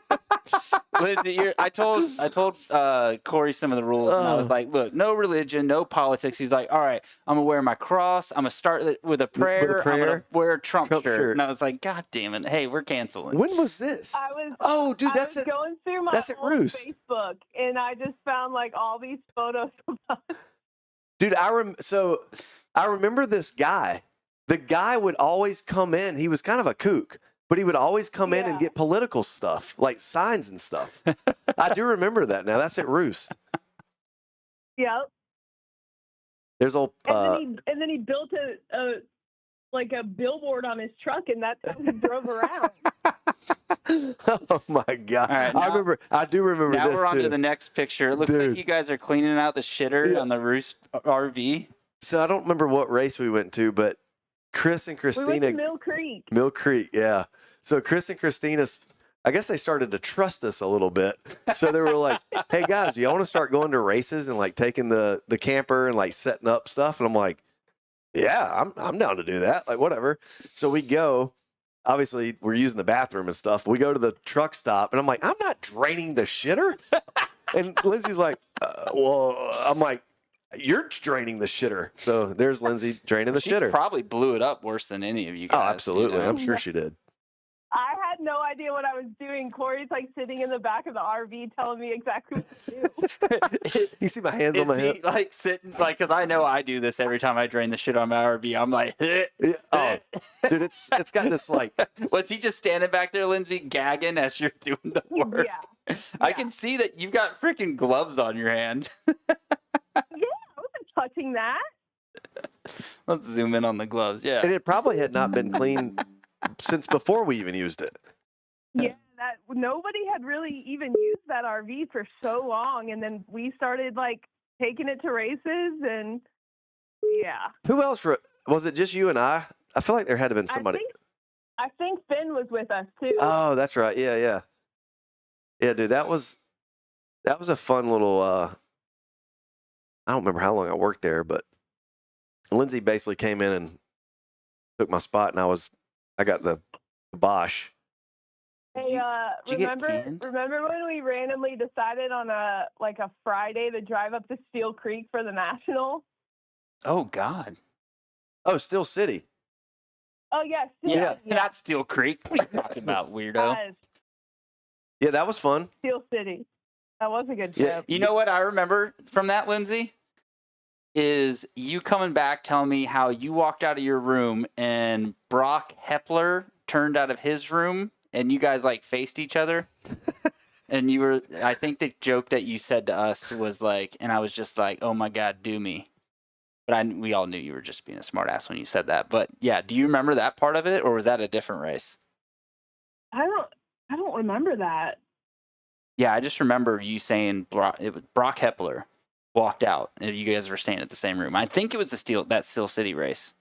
So what is this one picture though? The Roost shirts with the behind the bus. That was also Mill Creek. I think that was the same trip.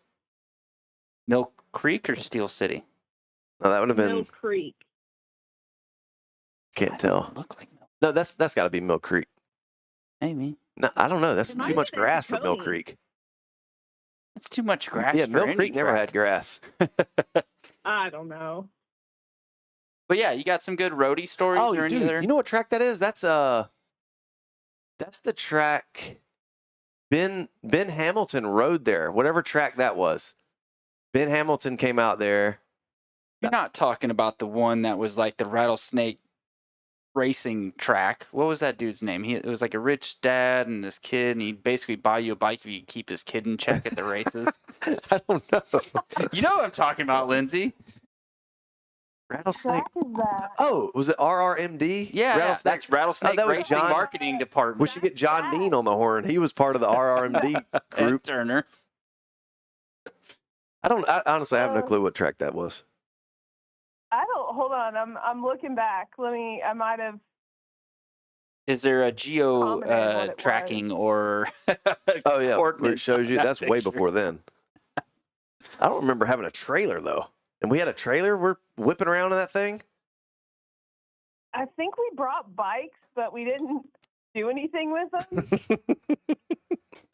Makes sense. Well, there was one oh no, it was I didn't save it, but there was one I saw where you were basically given like while driving the Roost rig. I saw that on your Facebook, but I never saved it. Oh. Yeah, I didn't save that one.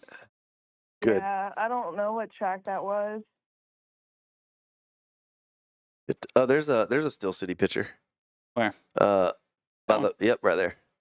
I don't know who's in it though. Oh, that's me and Finn. Oh, is that Finn? Yeah. Our next car we'll take. Yeah, that was before. That was little did we know, which I didn't know then. That was going to be the last Steel City race. Oh, really? Yeah, it was the last one. Yeah, they decided like it didn't make sense to one. have two races in Pennsylvania because they had high points. Dude, that's such a cool track too. Yeah. Yep, That's good time. Joe, my buddy Joe's the guy that won the YZ250. That's his favorite track. Oh, Steel City. Yeah. Especially from a viewer standpoint, dude. You could see like all the entire track from like, cause it was like kind of down in this little like Valley gully. kind Yeah. of thing. Bud's Creek is kind of that way. I liked how the viewing was for Bud's. Yeah, I've never been to Bud's. Oh, Bud's is That fun. was fun. Yeah, Lindsay. Lindsay was there with me when we went last year, year before. 2 years ago, yeah. Yeah, because 2023. my knee was blown out last year. I couldn't go. Me and Lindsay worked at Mountain together, and we worked at Roost together. Yeah. And every day it was always, what was that little Chihuahua? That little stuffed animal? PETA. So how do you know where it was? A Taco Bell dog or something, wasn't it? Yeah. And every day, if she came in before me or I came in before her at Mountain, we would dress Pete up in like a different outfit. It was like one day he had on goggles, one day he had on like a helmet. I remember you guys talking about that. Yeah. Dude, and how often did we, I mean, Rolando, I'm surprised we didn't have him like, dude, he was pissed every day. Oh, every day. I think I got fired by Rolando at least 4 times before I actually left. Yeah. Like he had enough of my shit every day. I think he had enough of all of our shit every day. Yeah. Kristen, I remember Lindsay and Kristen telling me the same thing about like how Pissed off. he would get and fire people. Oh, yeah. I mean, hell, my wife worked with him too. Like when she first got in the motorcycle industry. Who else worked there? Oh, Kristen. Tito. Tito Was there. Tito. Yeah, I think it was the 4 of everybody you. worked. No, I there think at one point. Who else did you at that say? time frame though, it was Kristen, Tito, Who's Lindsay, Kristen? and you, Kristen Mullaney. Or she had just Oh, left. dude, I forgot all about her. No, that was before. She wasn't there when I was there. Kristen, I remember Kristen from racing. Did she ride? Yeah, she raced. From Bremen, Yeah, I think. she Yeah, she raced at Bremen a lot. Yeah. Bremen. Her and Robbie were dating. They were like the high school couple. Had the weird Kristen last was name, working, that guy. Would not check. Yeah. Yeah. Yeah. Our kids now ride electric KTMs together. Oh. I remember he was he had like some pretty badass Hondas or something. Yes. Yeah, I remember He those. always had badass built bikes. Like that name, for example. Yeah. That guy probably has no clue who I am, but I remember badass Hondas, weird Yep. last name. Like Kristen, I remember Kristen was She was friends. working at Hooters at the time then. See, I don't know any at of the that. I time just where remember you her were there. being at seeing her at Bremen and stuff. Yeah. But yeah, I think Lindsay was like one of my first real like motocross friends. Because I remember, how did you and I even become friends? MySpace. Had to be. Instant Messenger. Had to have been MySpace, yeah. And then MySpace, and I met you at Bremen for the first time. Yep. Yeah. At Bremen. And then And you moved what's up funny is here. I became friends with Josh because of Lindsay and Josh becoming buddies. He made friends with her when he moved down from Michigan. So it's all the circle of Lindsay. Yeah, because I probably met Josh through Lindsay too. And the same with John Dean Yeah. Yeah. and you. Yeah. Yeah. Actually, you know what's And funny? now me and Anthony work together. No, hey, we that's We one of the also rules. live We don't together. say the name of where we work, okay? She didn't say where. I know, but we don't talk about that. Like Fight Club. First rule, we don't talk about it. But it is kind of funny. The first time I actually hung out with Lindsay, I want to say it was at Chili's, and I went. My now wife, we were not dating. We were just friends at the time. Went maybe it was Ruby Tuesdays in Hiram, I think it was Ruby Tuesday. and I remember Megan being there. Maybe B. Lee was there, or he left to go pick up a chick, or maybe Scotty. But I remember there was 3 of us, and you actually came because we were like, she's not going to actually show up because you were known to say that you were going to do something and then not show. So that was Lindsay. Katie said she doesn't know how to I'm comment. still like She's trying to that. comment. What is she? Did you marry an Brother. 80-year-old? She doesn't know the difference between a Instagram live, Instagram feed, Instagram post. You know she can hear this, right? Hang on. Let me get caught up real quick. Is this wrong to be on my phone right now? No, that's fine. Brantley text me. You got any good any other stories to bring up, Lindsay? Because we got a few other people that called in that I think want to say a few words. Oh, dude. No, I mean there's more stories, but we'll leave those till we're older. Write them down and think about it. We'll maybe bring it up on another call. Or actually, Corey remembers some. I'll just bring them up for your show. Yeah, I mean, when I get like I said, I've known Lindsay since we had been like 14 or 15 years old. I remember the first time we met. Yeah. My mom drove me to Bremen, and oh, Mama Karen would have drove Lindsay too, and it's probably dude, been on an RM85. Lindsay's mom, like she was always, but I guess before you could drive, she was always there. Yep. See, your mom probably has no clue who I am, but I do remember her. Her mom's got a pretty damn good memory, so She does.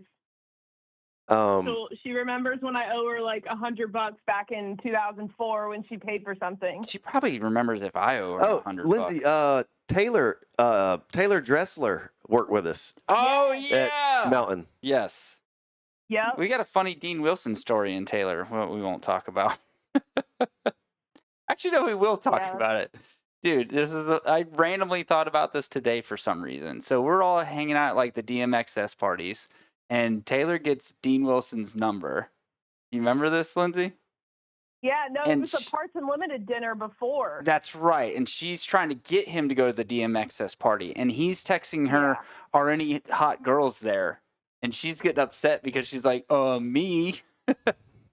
And then I guess she like texted him so much that he told her like lose my number or something like that, right? Isn't that how the story went?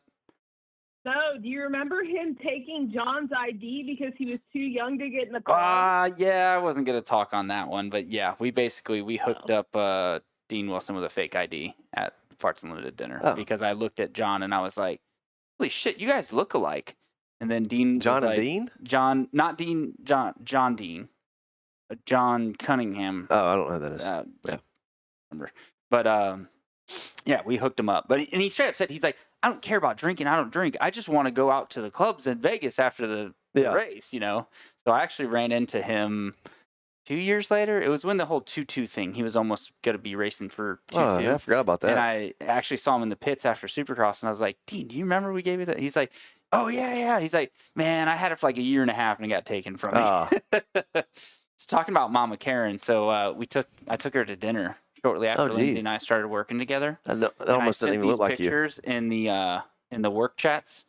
Lindsay about That's you on the right? Yeah. Dude, that looks nothing like you. Because I have long hair. Okay. Yeah. What happened? My wife said I don't look good with long hair, and she made me cut it. She didn't do you a favor. I'm ugly either way, so I don't really care. No, but that was pretty funny. Lindsay was like, "What the?" Yeah, that was real funny. I can't believe Lindsay called in. This is the one time a year her and I will talk is right now. Yeah, actually, Corey was talking about you before the show, and he even said, he's like, yeah, we talk like once a year, just randomly. So I told him that I didn't really like the fact that, first off, he had you on the show before he had me, and second off, he didn't plan it to where I could be there for this call.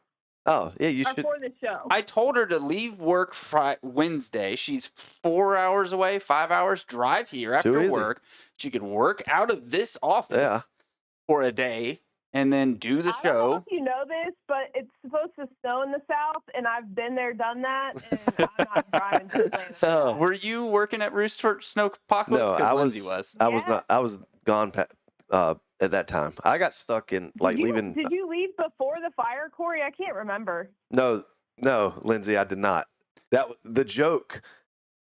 I got fired before the fire, and then you said, "It's either you." I thought you're the one that said, "Hey, did you burn down Roost?" I think it was Lindsay. So who was it that called you, Lindsay, and was like, "Oh, I'm just in the parking lot across from Roost watching it burn down." You're like, "My fucking truck's there," and like we had to go bring your spare keys to get your truck. It was parked next to the building. Because I was. You were at a national with Mackenzie. I was? No, Lindsay was. That's another girl I forgot about. I was. Mackenzie. I asked her if she knew you. I texted her and she couldn't remember you. I figured. I sent her a picture and she was like, Mackenzie Trigger? No? Yeah. Dude, I played video games with her for the longest time. What are you talking? Fucking Australians, damn. And and then through Roost too. Like she was was here, in America for the longest. Where's she at now? She lives in South Carolina. She's not far from me. She's over in Australia right now, but she's not far from me. No, it was I may be getting her confused with Amanda Mayhew was here for a while too, wasn't she? No, it was Courtney Duncan. No. Was she the short brunette, real skinny chick that was pretty fast? Who Lindsay is saying. Oh. Courtney Duncan? No, Courtney Duncan was from New Zealand. Oh, I'm thinking of a different one that came after, like Mackenzie or whoever. Yeah, I have a old PlayStation where it might have been Mackenzie's. Does Mackenzie got a brother? Maybe. James, yeah. Yeah, we would play like Reflex together at night. And it was me, her, and a buddy of mine, Jeremy. For some reason I vaguely, it's either her or Amanda. I used to have to take them to the gym after I worked at Roost because they were here to train for racing. And then I would go to the LA Fitness after work. And it was one of those, it was either Mackenzie or Amanda I would take to the gym with me. I just don't remember. Actually, you know what? She did Hey. message either right during the show or right after. And I think she said that she did remember you. Hey, let's touch on the mad skills thing really quick because I was definitely a part of that. Yeah, so I had the picture, and Corey's like, "Where the fuck do you have Mad Skills picture right here?" Yeah, I just saw this on your Facebook and remembered like how epic we would freaking race each other and do all kinds of stuff, like in the beginning Mad Skills days when you could race each other. It was so fun.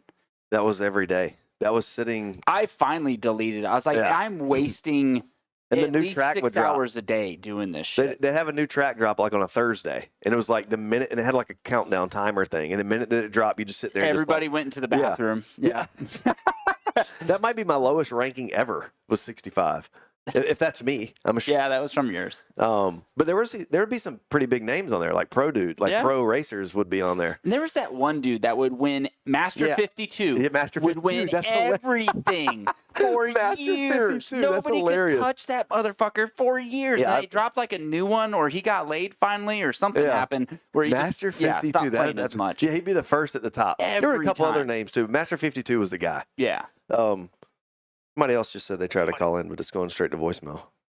Well, I sent one other. It's Hey, like, I'll say one more thing. Corey, remember when you would create the mad skills tracks with the towels on your bed? oh, I'm yeah. bringing that up in just a minute. I got the video to drop. Oh, Yeah. When What, did I, you is gotta there go- a video? then. Yeah, I've got a video. Where in the world did you get a video? Dude, look, I don't know what you think part of show and podcast you're on, but I'm a professional, sir. Oh, I do my research, I check things. You know, I know what I'm this doing. is pretty good. This is All funny. right. All right, Lindsay, we'll let you go. Thanks for calling in, bud. All right. Bye, guys. All right. See ya. See you. All right, so there was an 865 number that called. Is that who tried Let me calling? try. Let me see. Because I was going to call back Finn. Why doesn't it show me who called? 86. I have no call. Yeah, 865 679. Oh, no. What? That's weird. It says no call activity on that. But it did go through my phone, so, because the app's on my phone too, so I could probably get it that way. Who was it? Because I didn't know who the 865 number is. Some fan. I don't know. You know, I got so many. All right. See if I can. Yeah, okay. I'm going to call them now. Can't get away from them, dude. It's God damn, I don't like this dial tone thing. Can they hear that? Yeah. If they can hear, if we can hear it, Sounds they like we're can about hear to it. prank call I somebody. know. That's weird. I don't like how that's making that. That's not Sizemore, is it? Mm-mm. Yo, Who is this? Yo, what are y'all doing? what are you doing? I was watching this guy on this podcast. I like how I think it's funny because Anthony has no clue. Who Yeah, this I is. don't know, but I need to know so I can give you entries if for the bike giveaway that I'm gonna do. You at the doing end of the another year. bike giveaway? Yeah, I'm gonna do one every Oh, you're doing year. a bike giveaway? I'm a Dude, plan to. This, yeah, this guy just gave away a McGrath. Was it 2 weeks ago? yeah. A McGrath replica YZ250. I want to encourage people to call in and share motorcycle stories and leave voicemail and let me play videos and I give entries. I No want. way. Yeah. Yeah. Here I am. I You know was me. I'll calling take to try anything and free. Yeah, I was just trying to call and embarrass you in some way. I didn't know. Something to be gained from it. Well, I mean, I would if there wasn't a delay. I was gonna all right. Tell me when to stop. How big is it? If you want to embarrass him, but Can he even see? it's gonna be delayed like 40 seconds got- if he's gonna see it. So it won't I've got it paused now, so Uh. I'm just talking to you guys. work. Who is this? ZV. And my name is Zach Vaughn. I'm in Knoxville, Tennessee. I've never met you, man. Number 111. ZV11. 1111. How do you two know each other? Just from racing, or wasn't sure if it was wrenching or any of your other I would 50 think lives you've had. I think we first iRacing. met through Freeman. Yeah. You know, What did you say? you know Alex Freeman? Mm. He was he raced pro class? Yeah, but he didn't. He was a you Mill probably Creek. would know Mill him from Creek. being on We that actually, meth me and trailer ZV just more had than this anything. conversation the other day.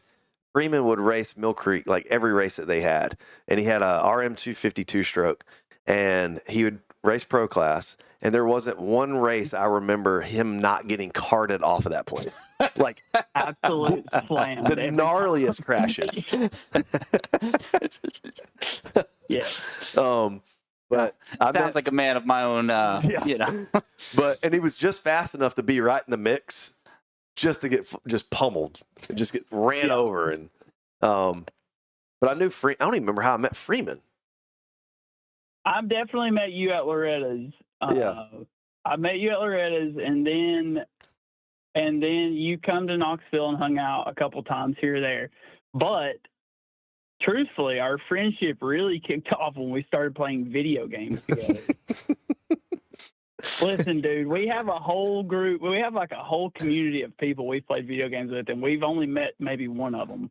And this is going on almost 10 years now. Is this the iRacing stuff that you do? Part of it, yeah. It all started with, it had to have been Reflex or something, right? Yeah, the console video, the console racing games, yeah. But I met ZV through a buddy, Alex. Alex was friends with all the FMF, like Dangler, all the FMF guys. The kid that I wrenched for was an FMF rider, so I just, Freeman, knowing him, and then ZV was always hanging out with those guys at Loretta's, and then it was just like, I remember Zach being this little wild, wiry, little skinny dude, and he was just like, always out of control, and I was like, that's cool, dude, whatever. And then we became friends. Then we became friends. I remember, who was it? It was hammered drunk in that dude's camper one night at Loretta's. Was it you throwing up in the my buddy Chandler? That's my right, buddy Chandler. FMF had rented Freeman's parents' camper. They paid his family to bring the camper down there so that Donnie and his girlfriend or fiance or whoever it was at the time would have a place to stay. So Donnie gets there. Johnny Junior or Senior? Junior. Okay, and he's I would got think so. Dano from DVS and a couple people with him, and he comes into this camper he's rented. He's like, yeah, I got a spot to stay. I got a spot to stay. And he comes in, and there's a bunch of 17, 18, 19-year-olds in there with alcohol poisoning, wrecked. And I'm sure he was not thrilled on that. And I still think this is a lie, but I remember ZV being in there, and I met him, and he was in there just talking trash. But, dude, did you not drink then? Oh, no, I was then. I was probably cutting loose at that point. Oh, no. No. That year, I would have never drank at that point. Yeah, dude, I remember you being, like, telling me you look like a little skater punk or something. You had, like, little shaggy hair and stuff, and then I remember you telling me you didn't drink. Remember, you were still they got me to drink a beer, and it was so gross. I would take a big swig of Sun Drop and then drink and chug the beer, and they started calling me Sun Drop. It was the first time Loretta's was the first time I'd ever. It was the first time ever. I'm sure you weren't 21 either at that point. No chance. He probably, because I'm older than you are. I was probably barely 23, 24. What's funny is I never drank till I was 21. Now I'm basically an alcoholic. I think that was the same year we put like 15 golf carts on the 10 Commandments one night, and we got up the next morning and they had a dozer and had them all chained together and they were dragging them off and like a big train pulling them off the track. What, did y'all just like steal a bunch of them and take them out there? Yeah, and we had went and got keys for every one of them. So we had like the Yamaha, the Club Car, the Easy Go. We had keys that would fit every one of them. So we just run up, grab one, go put it on the track. Go run, grab another one, put it on the track. Oh. So how did you get the keys? You brought your own keys that would work for them ones, or you just? No, we just take them. We just take them out of the rental carts. We just take them and then you go. It's like at the little the rental spot that had like 4 of them. You just take a key out of it. So you guys would go to the rental spot with nobody's watching or security at the time, just randomly steal one, park it on the 10 Commandments, run back like little giddy scrolling girls, go get another one, park it on the 10 Commandments. That's what you guys did? Yep. What year was that? Man, that would have been probably 2009, so I was probably 18 years old at the time. Yep. Yeah, that would have been the first year I met you then. 09. Yeah. Because that was the first year I worked. That was the first year I worked for Tristan there. Yep, that was it. These are the stories that I wanted the show for. Exactly. There was fucking hilarious. There's so many millions of good stories. There was another one. You were up hanging out up on the hill when the Rock River rig was up there, and was it the Red Baron, or it was before it was the RCH truck? Weren't you up there, ZV? I don't remember. So you remember where the pool was, and you pass the pool, you go up the hill, and it was like a tier, like it was almost like the cell phone lot where everybody would drive up on the hill to Stagecoach, yeah. So right there was the Rock River rig was there, and then so was the Red Baron, which would be the RCH rig was there. I could have swore you were up there hanging out with us. I probably was. Yeah, I'm sure. And then I don't remember who it was, had a bunch of water balloons, and DC, old Davey was riding with his wife on a golf cart on like the tier below us, and somebody threw a water balloon and smoked her. Yeah, I do remember that. Yeah, and then he came up to the top of that hill faster than that golf cart was supposed to be going, and just lit into everybody, and no one would fess up to who it was. I don't know. I don't even remember who it was. But dude, no one obviously knew it was Davey and his wife. But yeah, she got punished. Yeah, I can't believe I never got in trouble down there. It's really, truly remarkable that I never got in. Yeah, I don't think anybody in their right mind would have smoked the guy running the Beyonce. Yeah. Holy shit. Oh, there was I remember another time with ZV. This is before I got to know him pretty good. It was something to do it was like in the Kicker Creek area. Your buddy that has all that money, has all them cool cars and stuff. I remember him having like a bike or something down there. It was like super tricked out. I'm friends with him on Facebook. Got the R8s and stuff. Holman. Yeah. He's got Lambos now. Yeah. I don't know why. Did he have I don't know why his bike was down by the creek or something, but he had like a badass bike down by the creek. I don't remember. Yeah, either. It all kind of runs together. All those years kind of seem to run together now. Yeah. Do you want to share the story of the Bloomin' Onion? Dude, I know the Outback you're talking about is a guy with an ass like a reindeer, but I don't remember the Bloomin' Onion story. That's like a reindeer. Oh, buddy. This guy was stacked. I'm telling you. Apparently, we're doing a gay porn. So we go to Claremont to play golf with a couple of our buddies down there in Florida. Yeah. Okay. Yeah. This is like a year ago. And this waiter that we have in Claremont, if anybody's from Claremont, they know the waiter I'm talking about. What's funny is my uncle actually lives in Claremont. He's the Helmet House rep for all North Florida, and I'm texting him like, "Do you know this guy?" If he goes to the Outback, he'll know. If he goes to the Outback, he'll know. This guy probably knows him by name. This guy's got hamstrings like 5-gallon buckets. And I mean, when I tell you he's poured into these pants he's got on, I mean, he greased these pants up to get in them. And we're talking about it. We're like, my gosh, look at this guy. And finally, he hold on. Corey just goes, "Hey, man, how much you squat?" Well, before we even get to that part, so the guy walks by, and then it's obvious. You can't miss this dude's ass. No, and before he walks by, ZV said, "That dude's got a slab on him." And dude, I'm in tears. I'm in tears at this point. I'm like, dude, he's got a massive ass.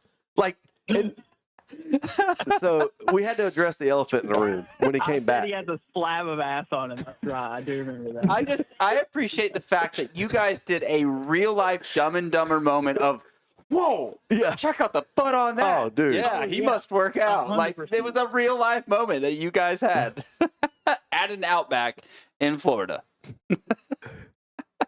I wish we could get a picture of ZV up on the screen so people can see what he looks like. He's a goofy looking motherfucker. Is he? Oh, Is he God. uglier than me? I'm There's no way. the best looking guy you know.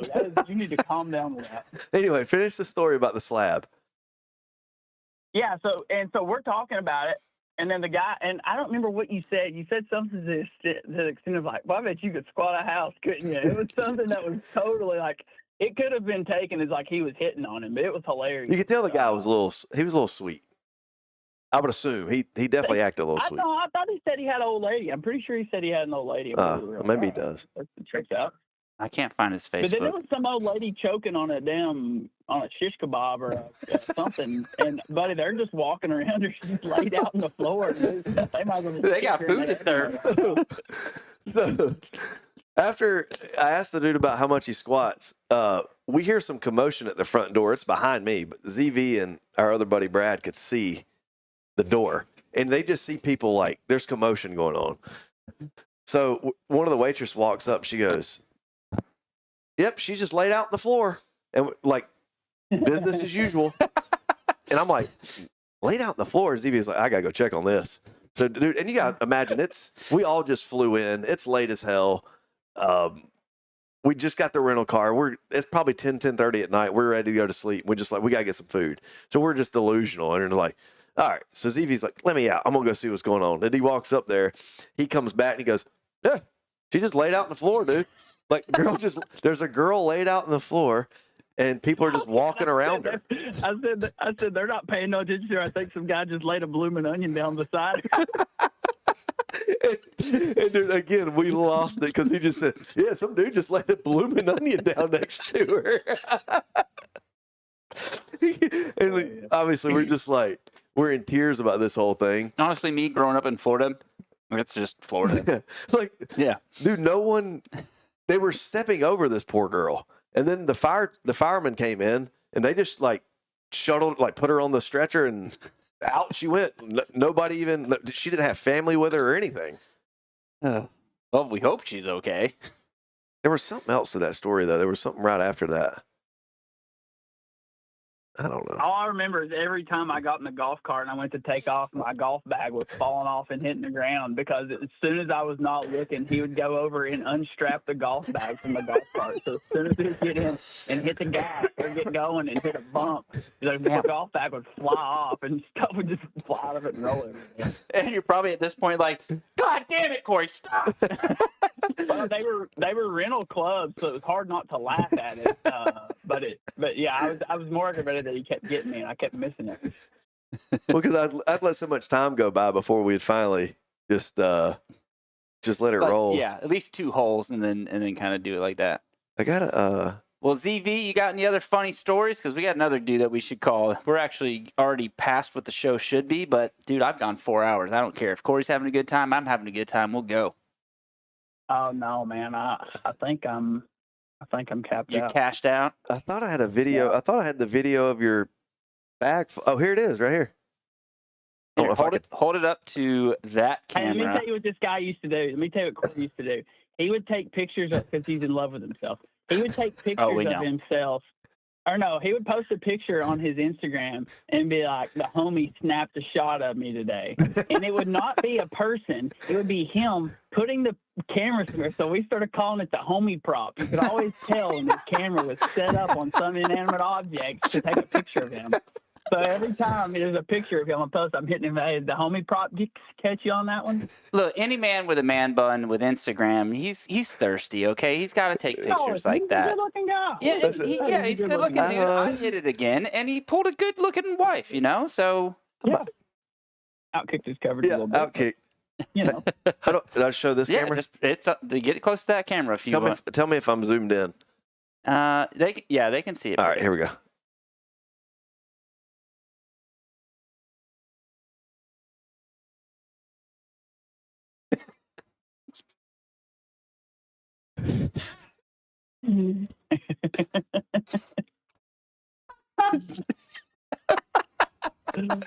Dude, you can hear it sound like glass shattering when his clubs hit the ground. Yeah, we were supposed to golf again this past year and make a trip, but my kids started racing a bunch, and then we kind of lost track of time. Didn't really get a chance to do it. I'm hoping we get to do a golf trip this year. Oh yeah, that'd be fun. Well, dude, hit me up. Like if you're gonna be coming down into Georgia area or whatever. I mean, my dumbass is still racing, so I might be at the same track sometime. Yeah, Brad said the fire truck. He said how cool the fire truck was in Claremont, which it was, dude. It was like if there was a Lamborghini of fire trucks, Claremont, Florida has the sickest fire trucks. I think all the motocross racers like helped paid for that with their bonus money, dude. I mean, they had every chrome piece just dialed in on this thing, dude. Those things are. What Georgia tracks do you ride at? Do you come north any like Lazy River or go down or any of those, or are you down further down? I mean, really, I'll go all over. I'll go to WMMX. Oh, really? Yeah, I've been there a few times. In Sweetwater? Yeah. The problem is I'm hurt most of Oh the year. man, that's 45. That's probably 45 minutes from my house. Well, dude, yeah, I'll make sure to save your number and whatever, and we'll touch base. Do you have a pit bike?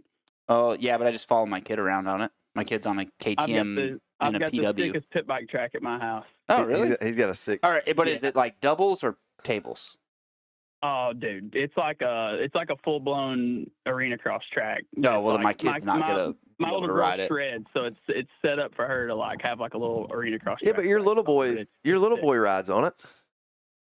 Yeah, he rides good, but his sister smokes his ass. Dude, that just reminded me. My kid rode the arena cross track at Durhamtown and realized the importance why you sight lap, because he did a double, and then he went to a table, and the next one was a double, which he thought was a table, and he sent it, and just as soon as he landed, basically bike just exploded underneath him.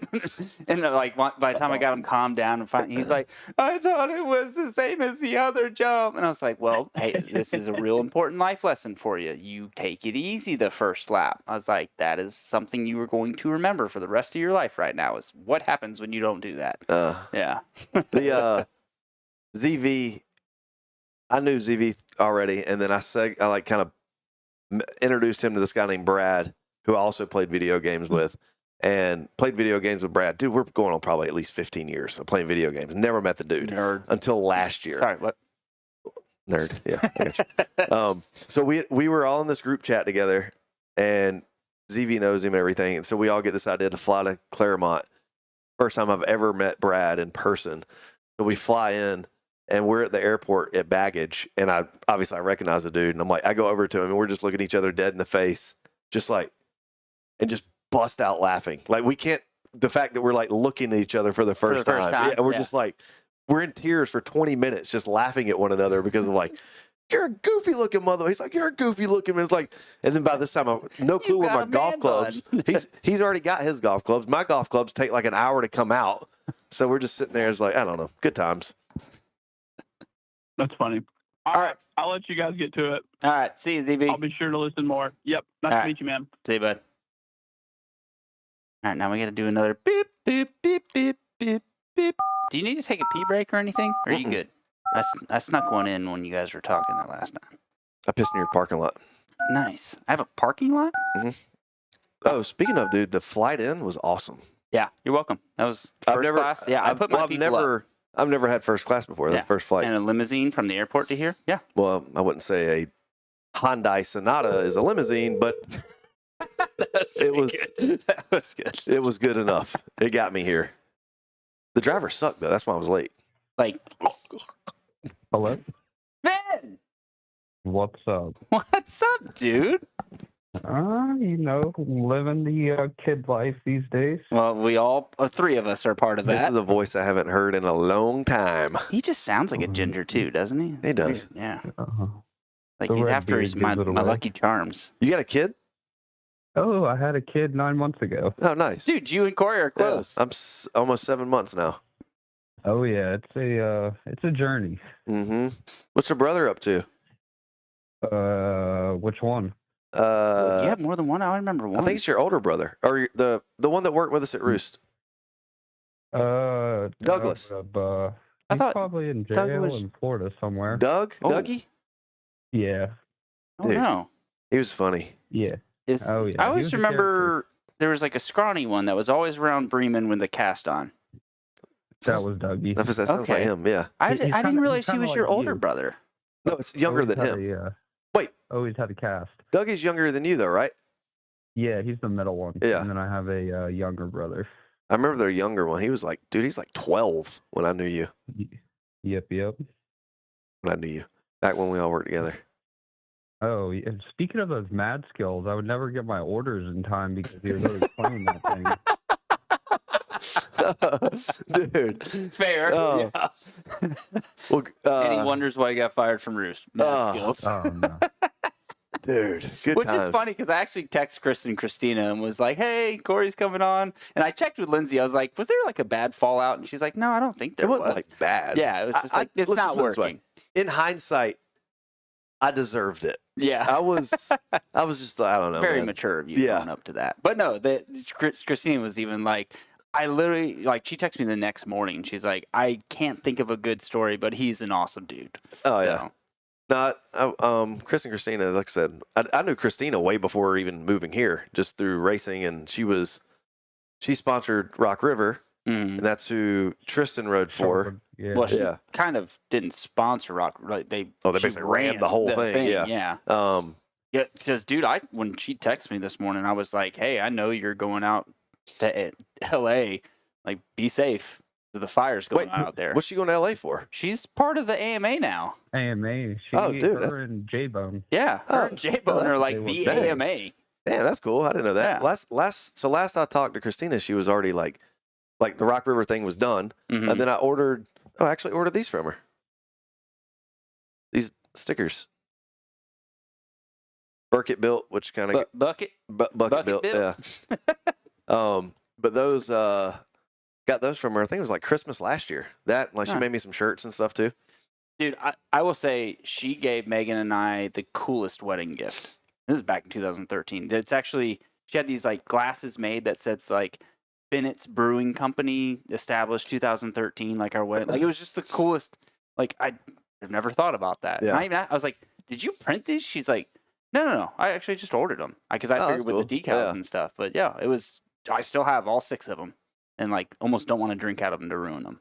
It was just cool. Yeah, keep them. Yeah, forever sitting in the cabinet.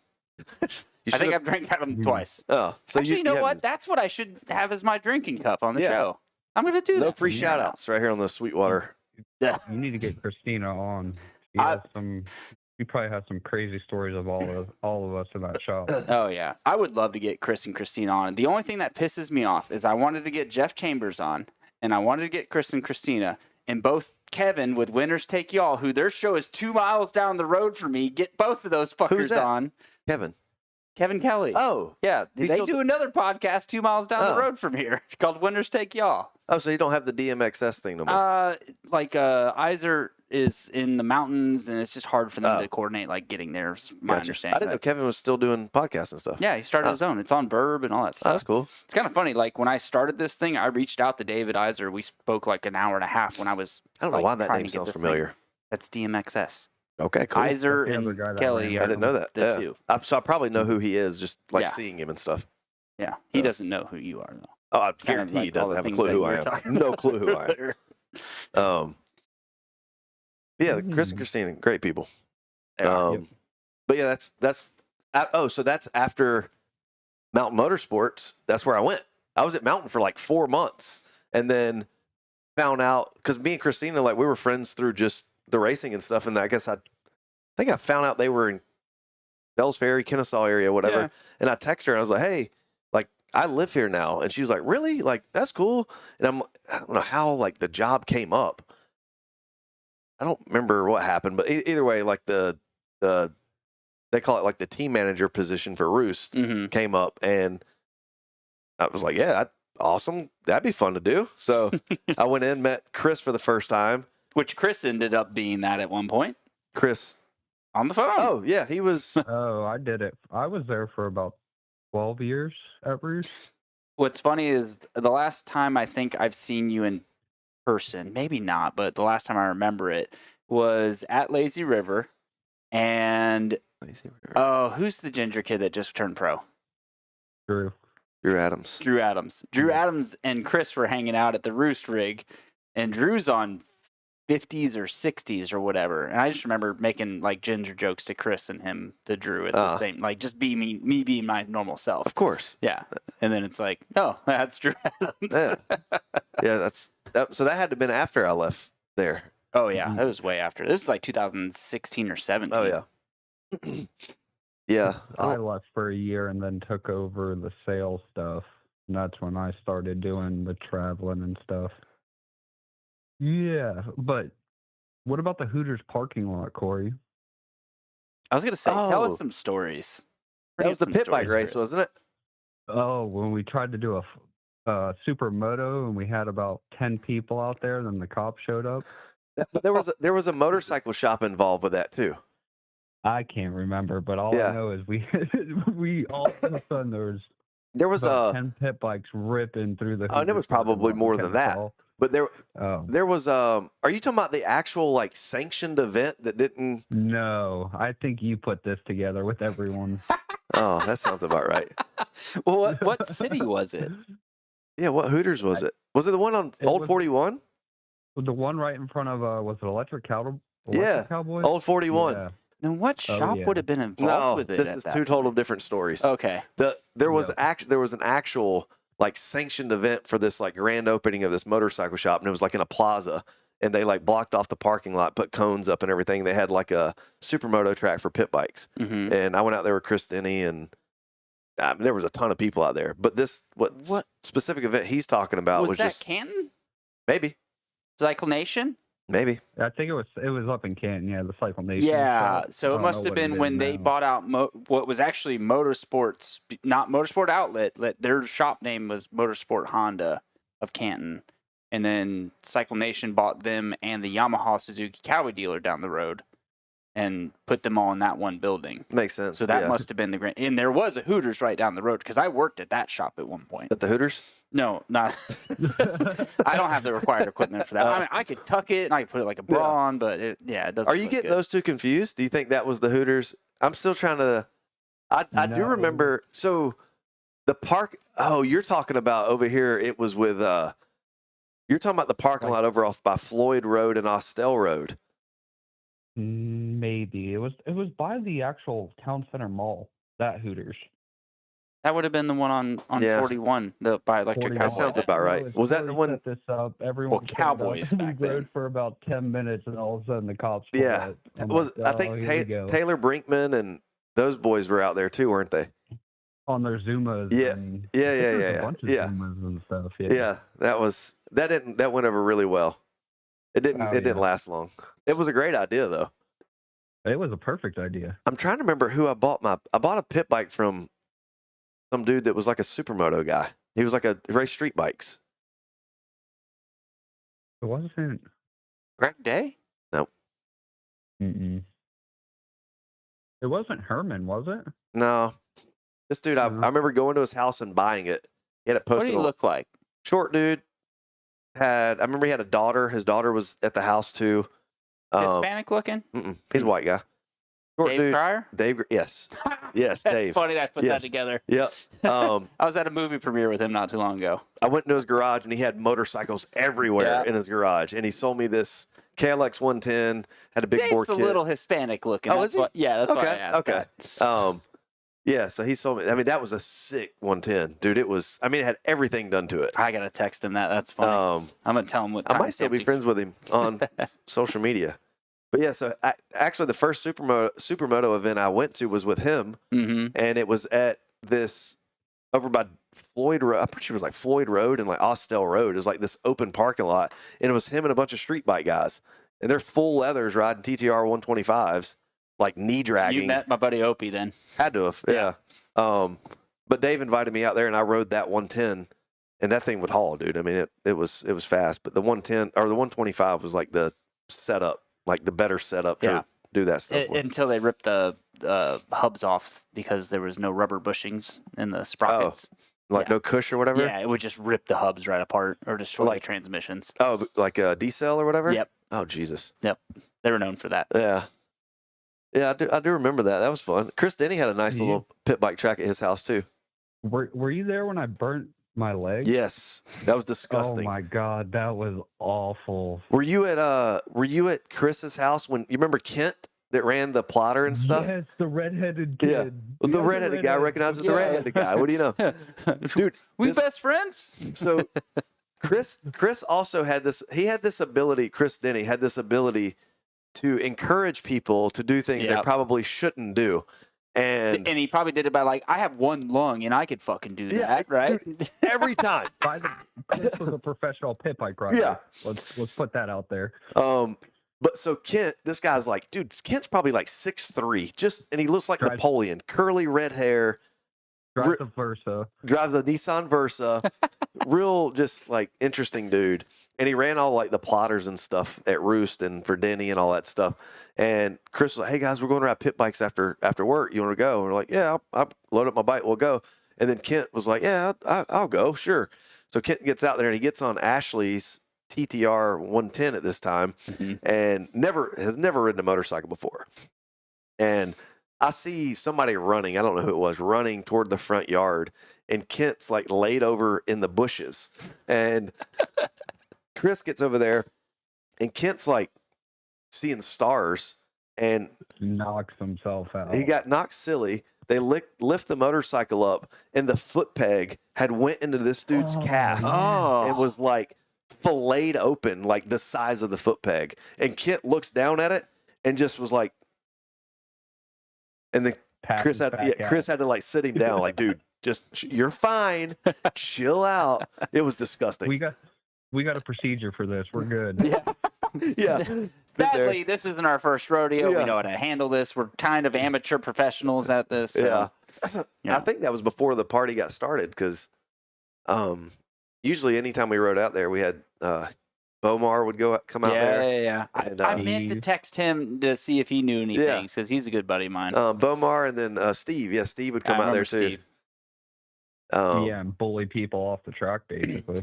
Dude, you want to know the story that I remember the most about Steve is the fact that he went into Vegas one year, and he had like either a Monster or a Fox or whatever shirt on, went into a random bar. Monster. And somebody was like, man, you're like somebody, right? Like this husband and wife.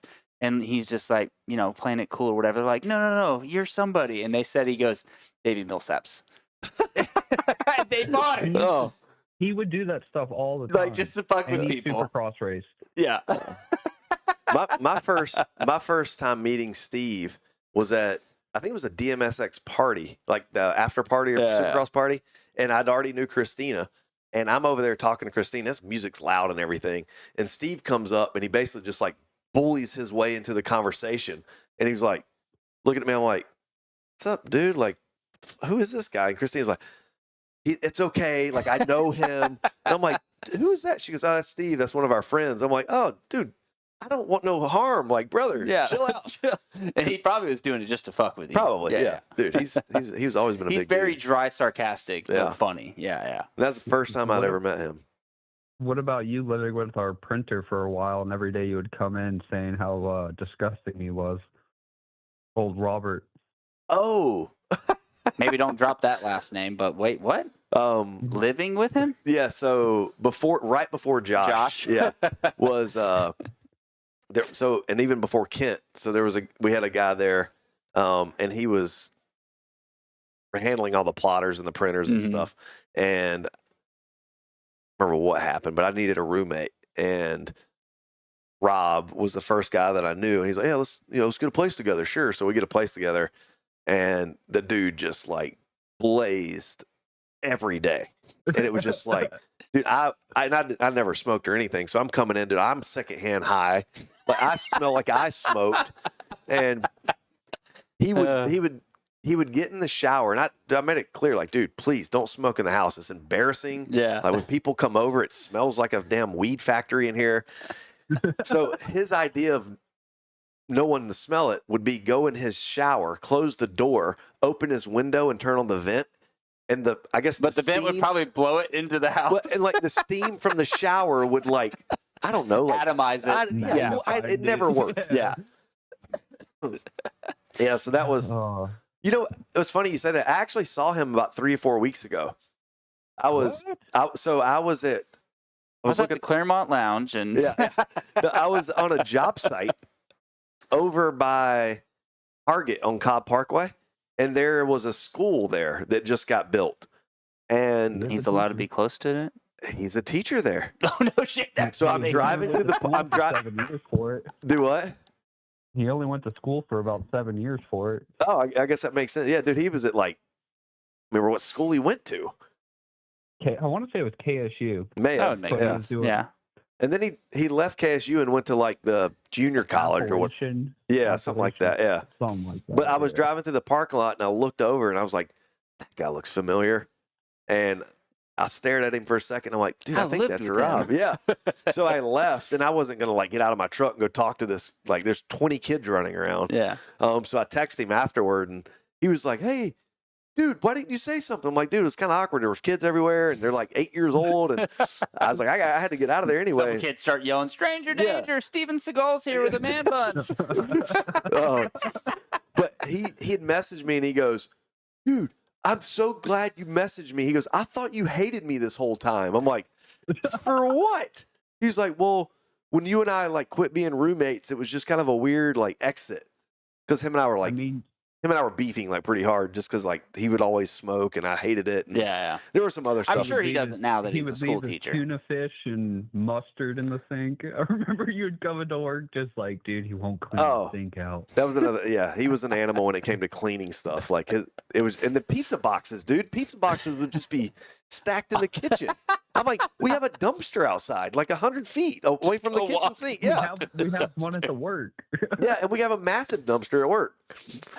Oh God. Yeah, good times. Well, Chris, you got any other stories you should bring up or talk about? We've actually only made it through about half my list of things that he and I were going to talk about. Oh no, just the one more time. The old, when I wrapped his hood on his CTSV, and then Christina texts, "Hey, could you take a picture of his car?" And it was like 15 minutes before we were supposed to do it. And it was right at the end of work, and we had to rip it off. I remember was that. So depressed. Wait, what? Yeah. We were gonna wrap his hood, so we had to wait till after work. But we did it like 15 minutes before work was gonna. Because work ended at 5. We did it at like 4:45. Oh, and started a little early. And she said you guys can do it. Why wouldn't you just wait 15 minutes and then take a picture after work? No, it was supposed I was young and I wanted to rap. Yeah, and we were supposed to be working, not working on my car. Yeah. So she wanted to see that the car was not touched.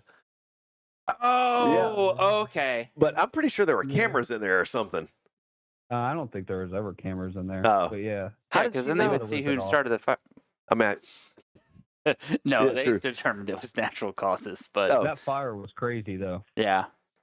Yeah, had to work out of the house, so that was a story. Yeah, on I its had to own. drive. Like, we got a call from Lindsay. She was out of state at a race with Mackenzie, and we took her spare keys, and I had to drive it out of the burning side of the building, basically, while the fire trucks were there putting it out. Oh, you're behind it where the fence was? It was behind the fence, parked next to the building. Yeah, as it's on fire, I jumped in the car and backed it out. Oh. Chris had us inventory that whole thing once it was done. We had to go in the burning building and pull everything out and write everything down. Was there any bikes in there? No, there was a Transit though. I was gonna say, I think there was a car getting wrapped. Yeah, like a brand new car. It was a brand new Transit that was getting a commercial wrap on it. Yep. Yeah, that was a fun job. Fun people, fun job. So you got fired. Like I said, dude, in hindsight, I don't blame Christina. And it was very just sudden. I remember we were standing there, we're like, your brother was actually there. He would help out during the holidays. Dougie would. Oh, Loretta's holidays. Yeah. They would always bring people in for Loretta. And I basically Dookie? Dude, Dave Dookie. Oh yeah. Yeah. He was a Drew Yenerich's mechanic for a really long time. But he came by and helped out a good bit too. But the final procedure was like shipping all the graphics out. Yeah. And you basically take the graphics. There was a sheet that like had the image of like, okay, here's the graphics for this person. It had all their information on it. And then you put the label on top of that. You stack them all like, okay, 20 different orders, all in order on this like table. And then you package them up. And then the sticker goes on top of the box, tape it all up. Well, most of the time, like 98% of the time, I would do this by myself, but it would get busy during Loretta's and Christmas, so they'd bring help in, and it was usually Dougie, Finn's brother. And worst help, dude. I feel like he sabotaged me half the time. I feel like he would mix shit up just to do it, and then we would never know it until like 3 days later when someone would get their graphics, and they were like, "Hey, man, I've got graphics for a KTM when I have a Yamaha." I'm like, "All right." And then I'd be like, Chris, yo, dude, we got to rush out some graphics real quick before I get my ass chewed out. And he's like, what do you got? And I'm like, I don't know, dude. Like, and I'd have to like figure out whose graphics they were, and he had to run the whole procedure. And, but yeah, there was rush boards. There was like rush boards, and there was something else. procedure boards. Procedure boards. I don't think it was mistake. It was mess up or something like that. Yeah. It was, yeah. Rush boards haunt me still to this day. They were terrible. You'd walk in the morning and have like 4 rush boards on your desk. It like first thing in the morning, and that'd be the first thing you see. You're like, oh my God, what is this? Yep. Good times, good times. Yeah. But yeah. It's good talking to you, dude. Say what's up. I think, are we still friends on social media? Yeah, hit me up. Yeah. You're all into like card collecting and stuff last time I saw. Oh, yeah. I saw Pokemon cards, and then I wrapped cars, exotics. And you somehow had a kid. Yeah, that happens when you don't use protection. I was more meaning like a nerd comment. Like, how did you get laid? Oh, I've been with the same girl since actually when I worked with Corey. I think I remember her then, because she'd come in every so often. Yep. Cool, man. Yeah, it was good to catch up. Thanks for calling in, and I need to get you on sometime. Yeah, no, I'll come in and sit down, and we can chit-chat about Roost. And start Loretta. jotting down a few, like if you think of a story at random time, because that's really what helps. Like just a quick note, like, when I talked about Corey dropped his bike off the exit at the summit, like it has to just be a little thing that's going to remind you of a memory that will just bring up a good story. So sounds good. All right, man. We'll catch you later. Appreciate it. All right. See you. What's this thing? Can they still see this? No, it's just it's on that one. You click it. You click it over to that. I switch it right here, which is why I'm like a little bit difficult with this whole setup. That was fun. We had a little run of callers there. Yeah, that was cool. Actually, even Sizemore was like, "Call me if you want," but it's like, nah, let's get the show going. So he missed his opportunity. I texted him when I said we're talking about him. That's his fault. All right. Might miss the best guest. All right, so what do we want to talk about next? I got Tishner. I got living at Bauer's place, the MTF. Which one do you want to hit on? So all that kind of just like segues to one another. MTF was the early days of MTF when you remember a rider named Kyler West, a young dude. He was him and a kid named Colton Ford, who was from like, I know that name. Yeah, they were like good buddies. And Carter Oldno. No, they were all of them got like Colton and Carter were both from like this area, and then Bailey. They were all like, pretty sure they're all friends and stuff. But Kyler rode with those guys. I knew Kyler through Sizemore, like through his dad and everything. And then when I got hurt, I ended up coming down here and was helping Kyler. Basically take him racing take him practice, work on his bikes. And then Kyler got pretty good. Matt Walker actually was working with this kid like privately for a little bit. This is like when training was like just starting, like you would have a private trainer come to your house. MTF was like the only facility around. Yeah. So Matt had started training Kyler over at his house, and at Kyler's house, he had a nice track they just built. So were you riding at MTF in these places, or are you more wrenching at this time? Wrenching. Okay. So MTF, I was wrenching with for Kyler. Okay. So I'd say wrenching. I was basically just a babysitter for him. Like we went to MTF, and I think I even had my bike, but I didn't ride. But that was like the early days. So that was MTF when Freeze was there, Barsha was there on like 150s, Scuba, Stephen Clark. There was a whole list of people. Levi Kilbarger was there doing some Supercross stuff. His mechanic, I cannot remember his name, was like a wizard when it come to motorcycles, and he helped me out a ton. So that was the early days of MTF. And then Tyler got like invited to come train there, so I'd go and help out there for a little bit. And I can't remember what happened, but it ended up I might have still been riding then. I think I was. That's before I got hurt. Yeah, I was still riding then. So anyway, left there.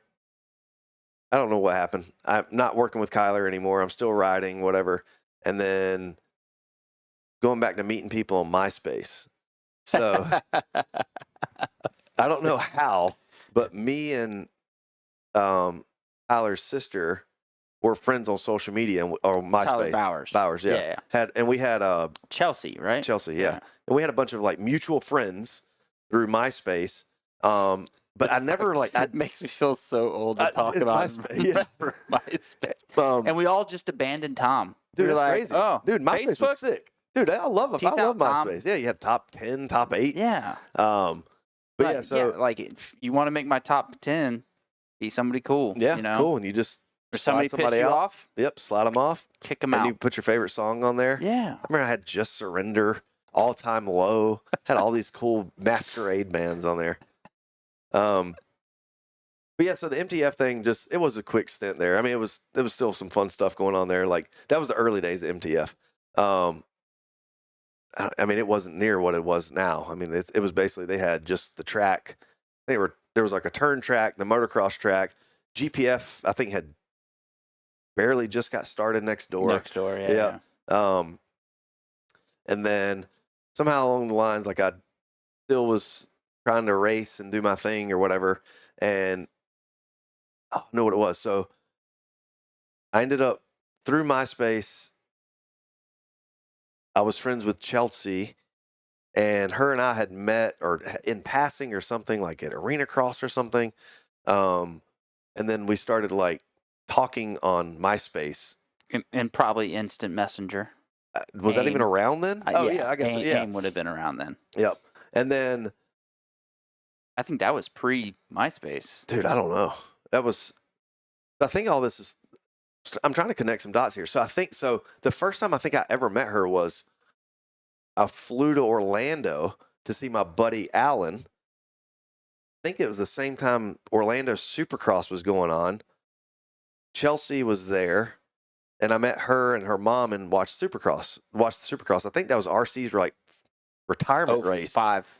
Okay, yeah, that sounds about that's about. I was there. Time. Yeah, okay. Him and Stewart had that epic battle, and Stewart Dude, won was at that not the the end. shittiest stadium? I remember the concrete seats and like the plastic sitting on them. It was a football or a college football stadium for UCF, which is Well, I just nothing. remember the seating sucked. But anyway, so that's how I met. You know what's funny? That jersey I got from McGrath in like '96 at that stadium. Oh, really? Yeah. I'm pretty sure it was that. McGrath. Yeah, that jersey was from So Orlando he actually Stadium. gave you that jersey. No. I don't know how my dad got it. My dad got a replica jersey somehow, but at the Supercross, I had him sign it. Oh, that's cool. Like Okay. myself as a little 10-year-old kid in Yeah. like '95 or '6, like bringing that to him to get him to sign it. You think he remembers you? No. Kind of like all the people I know. reached out to him to see if I could send him the number plate to sign for the replica bike of that, and I couldn't get a hold of him. So. Oh, really? Yeah. Ah, dickhead. should have got in touch with somebody. I mean, I'm sure you can get him through. I honestly, there's ways where I could have, and I was like, I don't want to go that route. Yeah. I went the channels I was willing to try, and after that, I was like, nah. If Yeah. it doesn't work out, it doesn't work out. Whatever. Would you Instagram DM him and? Maybe I can't remember. I don't know. That would be By the cool. way, Though. Orlando Supercross. Yeah, and that's ADD kicked in on me yeah, on that one. me too. I'm over here in left field now. Orlando Connecting Supercross, the my buddy dots. Alan. Yeah, Chelsea. Chelsea. Alan. So her and I were like dating on social media, but had only met one time, dude. Like, and then that's when I like I guess started to like get the fastest and peak out the fastest I ever was. And if I remember this correctly, they had just bought some property, because that's when Tyler had just won like the Buku thing, the Arena Cross deal. Yeah, that's all right. And I remember they bought some property. I think's what it was. Like they lived in Danville, but they out in Kentucky. And I remember Chelsea saying, like, "Hey, they're building a track out here, and you want to come up here and ride with Tyler and a couple other guys?" And I was like, "Yeah." So backed up my little Chevrolet truck, got all my stuff, drove up there, and I was up there. I don't remember how long I was up there. I was up there for a pretty good while, and just rode with him. And there were two brothers, Matt and Luke Vonlinger, which they're like Kentucky dudes that raced full circle. They knew Michael, the Kiten, the Supercross, the guy I helped in Supercross. It was just, I don't know, small world, obviously. Yeah. Well, it really is a small world. Like once you kind of get into But those guys would come up and ride like every day. And I was up there, and it turned out that track that he had built there was insane. Dude, I don't think I hit half the jumps on it. So And you were basically feeling like back to Mike's place Yes. when you were a little kid. like you go to like a Bremen, like most of the jumps there like are pretty doable, like Yeah. pretty easy to do. Well, you can't kill everybody out there, Right. Because you won't make many money Yeah. because nobody can come back. So- So yeah, Go to this track, and I remember in the back, dude, he had this they had this jump in the back. Like it was most of the track was in the woods, I remember. And one of the first days I'm there, I'm like, dude, like I'm looking at the track, and wow, I pretty much do everything out here. So I get on my bike, start riding, and I'm like rolling some of these jumps. I'm like, dude, I ain't hitting half of this shit. And I remember like it was yesterday. I think I told him I was a sea rider or something, and there was like this big sweeper by the front gate area, and I hear Tyler on a Yamaha behind me. It's like I think it was like 2010, 2000, it wasn't it? It was like 09 Yamaha, and just that big jump, I come up to it, and I just hear him never let out, and it just looks like he takes off like an airplane.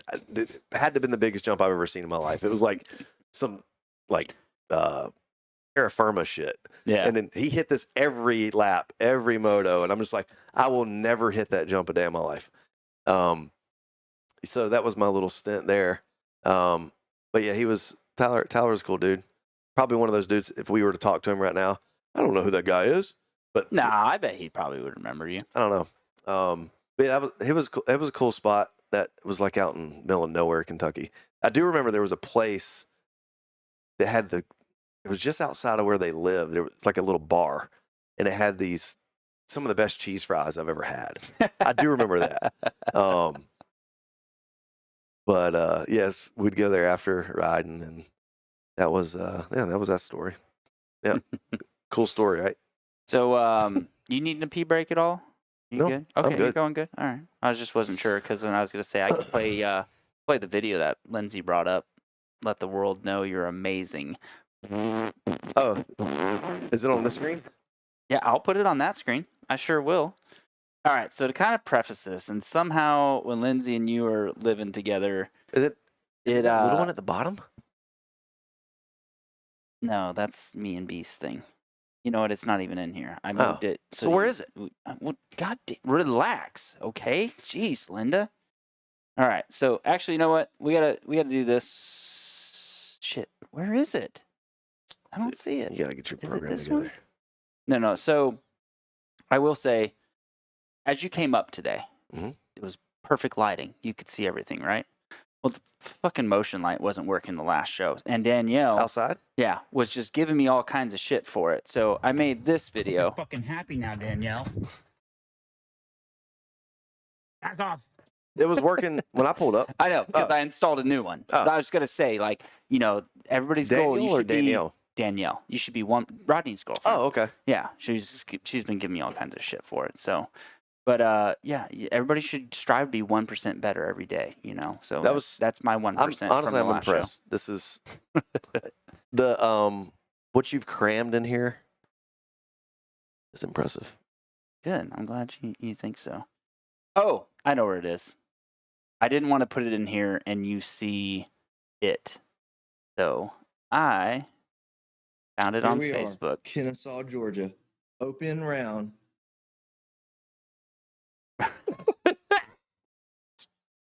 All right. Can I don't think I can do anything with that. Maybe make this full screen like this. What There happened we to it? go. All right. I really hope that. Do you remember making this, first off? Yeah, vaguely. I don't. All right. So, yeah, to preface the thing, Corey has this amazing ability to actually make a somewhat legitimate dirt bike noise and the motions and everything. So, enjoy, people. Here we are, Kennesaw, Georgia. Open round. AMA Supercross. Can they hear me? We have the brand new 2013 prototype CRF 450. Here's the track. Start right here by the pits, down the start straight. Make a left to the whoop section. Around to the first double in the whole track. Nice little double into a triple. How do we Got a nice fast forward little this? right-hander here. Most riders are going Get to be to the- going let's get to inside the here, point. just kind of seat bouncing this. A lot of the guys are going to try to go outside. Way out here. Try to step on and over. We had to suffer This through nice this, sir. flat corner coming back down the start straight. I don't I'll do remember where 2 that laps is, here, though. show you both sections.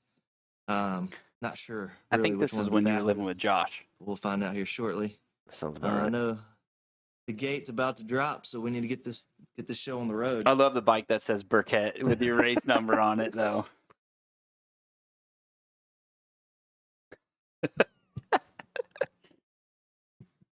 I think you could either you have goggles on or you put them on. Oh, do I You gotta- put 'em oh on, my that's god! right. What am I wearing? What jersey is that?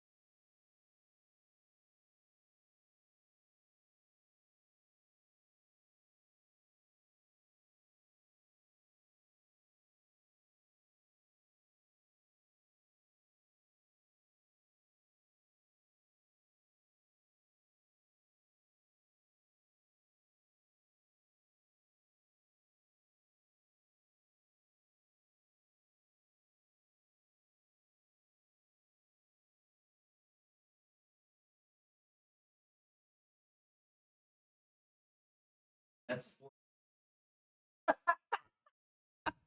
What a tool bag! That's And you. then the bike falls off the stand.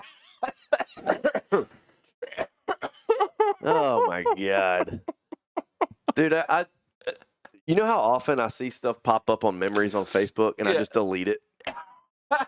That would be one of those things. I don't know how you still have it. What's funny is there's time like this morning I woke up at 3:20 wide awake and couldn't go back to sleep. And then of course I fall asleep at like 40 minutes before the alarm goes off, and the alarm goes off and you're like, oh, what year is it, you know? But I want to say it was the next day after you confirmed you were going to come on. So Tuesday probably or Monday. I don't remember. All I know is you randomly text me over the weekend, what's a place to get replating done? And I've just sent you the link. Yeah. And then like the next day I was like, I should invite Corey on. Yeah, So I'm then trying to think. Somebody. Oh, my buddy Scott asked me.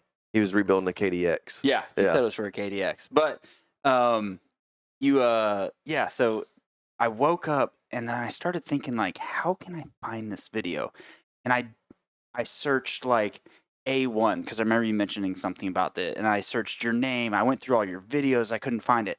I searched my name, my last name, Lindsay's name, and your name, and went to reels or videos, and it came up like that.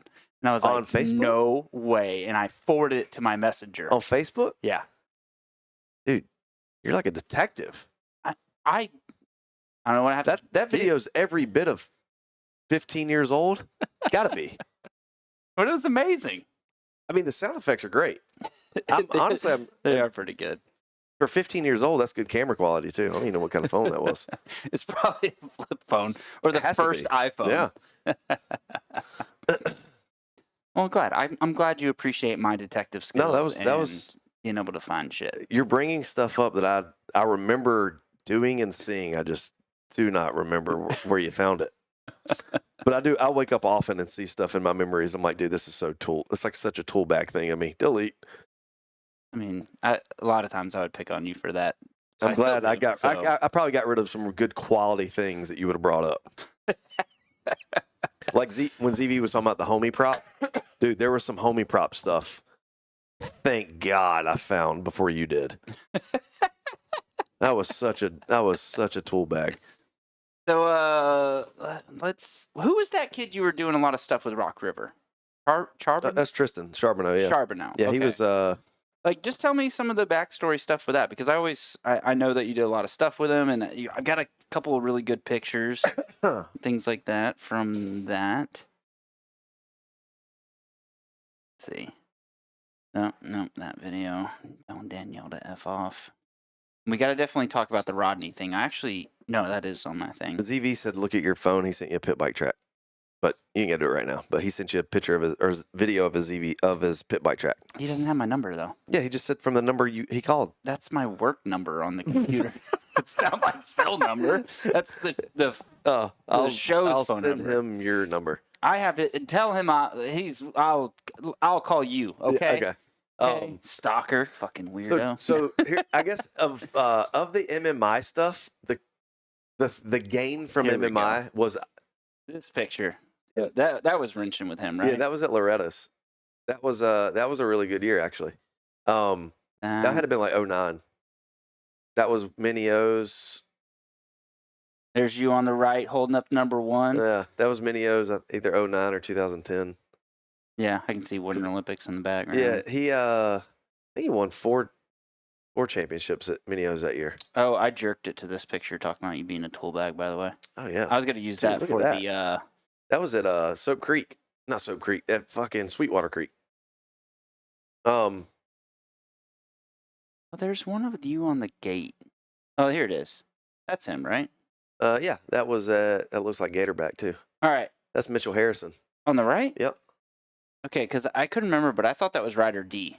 Ryder D was much for a second. Ryder D was on 50s then. Oh, okay. Yeah. That makes sense. Yeah. And then on the right is Mitchell Harrison.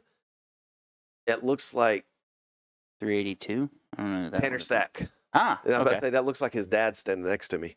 So Tanner trained at Naria at Izzy's place when we were there. But that is Christina Older. She. Oh, I know that. That's actually Mill Creek. I know that's Mill Creek. Yeah. I've seen that enough. Just like I only saved this one because I know this track. Pax Track. I fucking love Pax Track. Oh my god, it's one of the most. Did the blue stands give it away? Yes. Well, not only that, like the dirt alone. There was a picture that you text me that wasn't even one that I pulled for this, and I thought I sent it to me, but I guess I didn't. But you on a Suzuki, and here it is. No, you sent me the other one. Oh, that's I Pax. saved this one. I can tell this is Pax just from the greenery and the dirt. Yeah. But dude, I was at a race one time there. Rained for hours. They have that thing built so well. The drainage, Second Motos was perfect. Yeah. It was unreal. But dude, the dirt of that place is, from what I understand of it, just oh my god, I feel like an idiot. I'm like 6 whiskey shots deep. Just bear with me, people. Are you really? I mean, not really. But mulch, as it absorbs? Not absorbs, breaks down. What's the word I'm looking for here? Deteriorates? Maybe. I don't know. Sure. But yeah, as it, I guess you just say breaks down. That's what the dirt ends up being. It's like mulch over the years. Yeah. And it's just like, it's the most perfect dirt for whatever reason. But I try to go to PAX like every 2 to 3 years. Like we weren't able to go on that trip, but that was planned. Yeah, that's around the same PAX is a track that will make you feel good. Yes. Like you want a little. It's massive tables with like you can float on it and you just feel like a superhero. Yeah. And they just did Adam and Carson Brown just did a cool video there that I plan to watch soon. But yeah, I love those things. But anyways, back to Tristan. So yeah, tell me some of the stuff that went on with him. So I met Tristan's family when I was at MMI. When I was getting ready to graduate, they had this board. It was like in the break room, and it was like they post jobs. Like, hey, it was just dealerships looking for this, looking for this, looking for this. So there were 2 jobs up there, and this is when I was getting ready to graduate. And one of them was like motorcycle mechanic for motocross racer, and there was one for like a motocross team. So I ended up calling up both of them, setting it up. One of them actually was. Oh, dude, why do I keep doing that? Maybe I should like. One of them was Butler Brothers. I want to say they were out of like Clearwater or Tampa, but Brooksville. Okay, yeah. And they needed like some cheap help or something. So like I like interviewed for a gig with them, and then I even went down to like that area to look. For some reason, why do I keep thinking Clearwater? Well, I know that it was Brooksville because the best man in my wedding, my buddy Corey, his house, his home or childhood home was 2 streets over from their training facility in Brooksville. Brooksville, Spring Hill area, yeah. Because we actually jumped the fence one time and like walked the whole track when nobody was there. Nice. But yes, I there was that, and then there was the motocross job. So I called about both of those jobs, and then not knowing like where I was going or anything, like talked to this guy, and he was, oh yeah, my kid races. We're in Albany, Georgia. We need a mechanic full time. Blah, blah blah. All right, cool. He's like, when can you come and like meet us and talk to us? Well, all right, cool. So like maybe this weekend, whatever. So like at this point, I'm getting ready to graduate. I'm looking for a job like ASAP. So I ended up like that. And don't worry, MMI placed you. Oh, I'm sure they did. Yeah, I'm sure they got some sort of credit for it or kickback. So I ended up driving to Albany from Orlando, and I pull in. Never been to Albany before, and like I pull into this like motocross track in the middle of like the hood. It's East Oak Ridge is like just this area where it's not the best part of Albany, Georgia. Pull in, and you get off the track from riding, you lock your bike up to the trailer. Dude, it's a rough area. Hey, there was a time where that was how Croom was in Dade City too. Like I've known plenty of people that got their stuff stolen from Croom. Well, I'm about to say I can't remember who it was exactly, but after I'd already left, somebody's whole trailer got ransacked, and like 3 or 4 of their bikes got stolen out of here. Yeah. But that's after I gone. But so yes, I drove down there, pull in, see like this big rig, and I'm like, damn, who's this shit? And it ended up being Tristan's like full, I don't remember what kind of hauler, concept hauler with like a stacker trailer. Yeah. And I'm like, a mini bike rider is this that? And then this is pretty legit setup. So I sit down with his dad, fucking gnarly dude, tattoos, earrings, rings, look like a band, like a guy of a 80s band or something. And Nario, Nico's dad. And we're sitting there, and anybody that's ever met Nario, he's a gnarly dude. Yeah. He's just a big I was Italian. gonna say, from when I've seen him at Sand Mountain a few other times, I remember he's a big dude. Yeah. Yeah. And just this Italian, like no bullshit, like straight edge dude. And like, so I sit down, interview with them guys, and they're just basically asking me some questions or whatever, and ended up like landing the job, graduated, and just moved straight there from Orlando and started there. And then ended up, I learned a lot of shit through like Troy, which is Tristan's dad. Just like, I guess, efficient way of breaking these bikes down, because he'd been doing it this whole time. Yeah. And then now they own like a trucking company, truck car wash or whatever, truck wash out in Washington State. And so it was crazy. In MMI, you learn all 4-stroke stuff. Now I'm going back to 2-stroke stuff. I ain't done 2-stroke stuff in years. So now I'm having to relearn all this 2-stroke stuff. And so Troy was just like breaking down everything for me. Pretty easy once you get to know it. Like 2-stroke stuff's pretty easy. So I ended up getting the 2-stroke stuff lined up. And then we were just there every day, with Nario. It started out with Tristan, and there was a kid from Canada, Cole Vardy. And I want to say Tanner Stack might have already been there by then. But there weren't many people there to begin with. And then Tristan started to do really good. And then next thing you know, there's like a whole like boatload of people started to come train there. And it was like, dude, they're running motos every day. Like it was like an MTF style setup. And then Tristan got really good, really fast. And I was obviously mechanicing for him, so I got to see a lot of cool stuff with, all that progression. And then taking a kid that was basically mid-pack rider to like winning championships within like a year to 2 years. And then I think out of that class of racers, like the only one that's still around is Fortner.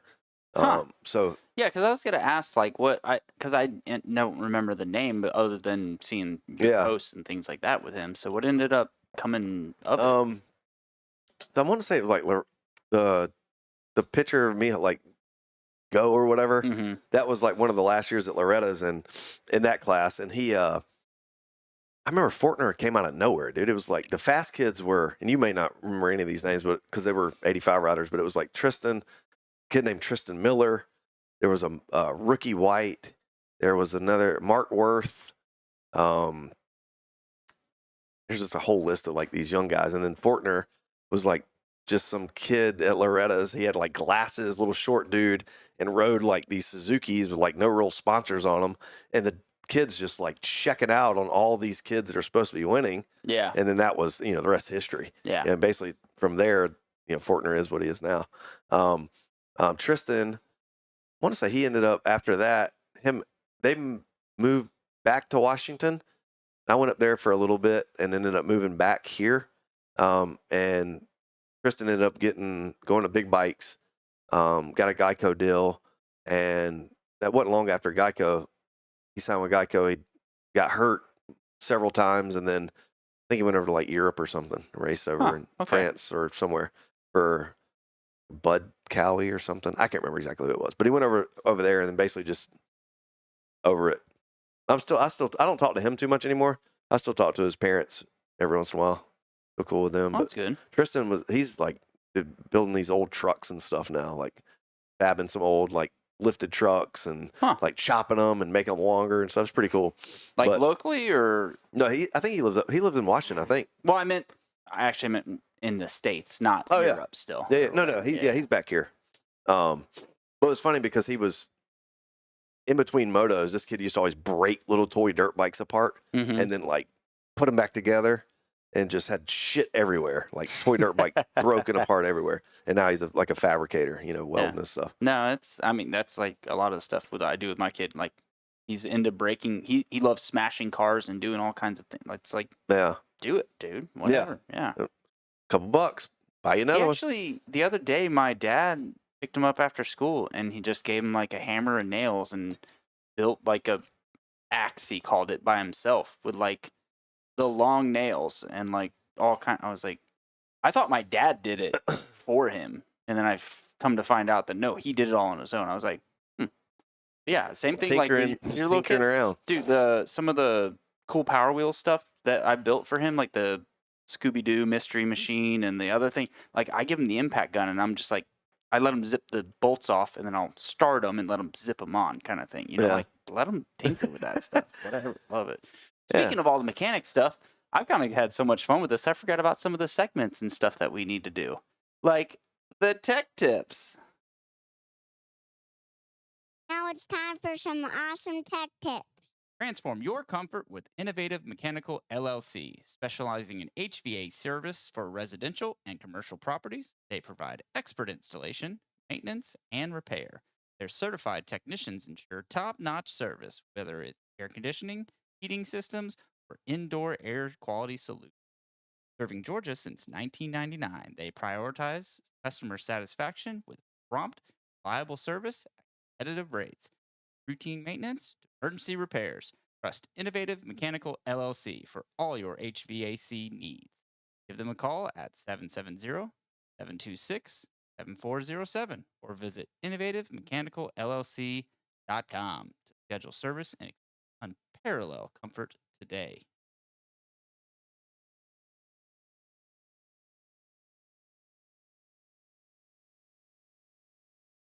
You done taking a pee? Come on. Let's get this going. All right. Super simple one. Here's an awesome little tech tip for you. Drain the fuel on a bike. Kind of a pain in the ass. You actually take the... I'll show you. Take that off. Take it upside down. Put that in the hose. Most of the time, the hose will actually hold it in place. You can just do about your business. Much easier than a funnel.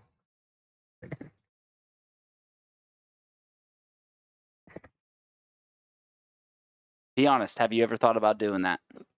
Didn't you have a bike here? That's that bike. Oh, why is it not up here? Because I went to race it and then busted a head gasket. And I fixed the head gasket, and then the water seals leaked. And then I fixed the water seal leak the other day because I wanted to actually get it back in for this season. And then I started up and it was running like shit. So I think I actually need to get reed valves and then other stuff. And then 3 days later, I break my arm. So just go ahead and shit can this whole show. I want to redo it with the bike in the background. That's basically the only reason I came here.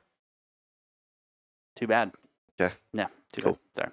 Can't happen. Another great story. No, but for real, like, I plan to have it back up after, like, for the first season. It just, this kind of jacked me up. So. No, that's pretty cool though.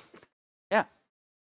But anytime I'm working on a bike, like, I have just so many little tips. And honestly, that was one of the things I was going to bring up, like, with the things that Tristan's dad taught you.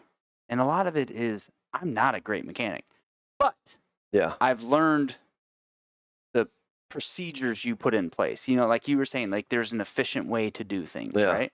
That's all you need to be a good mechanic. Yeah. So fast, efficient, and what makes the most sense to get the A to Z, right? Put that together. Yeah. The that's like, dude, those Yamaha 85s, you could, they probably haven't changed too much since then, but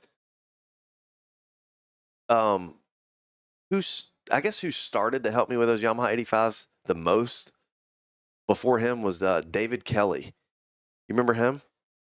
He was out of Macon, but he was Stu's like amateur mechanic. Oh, yeah.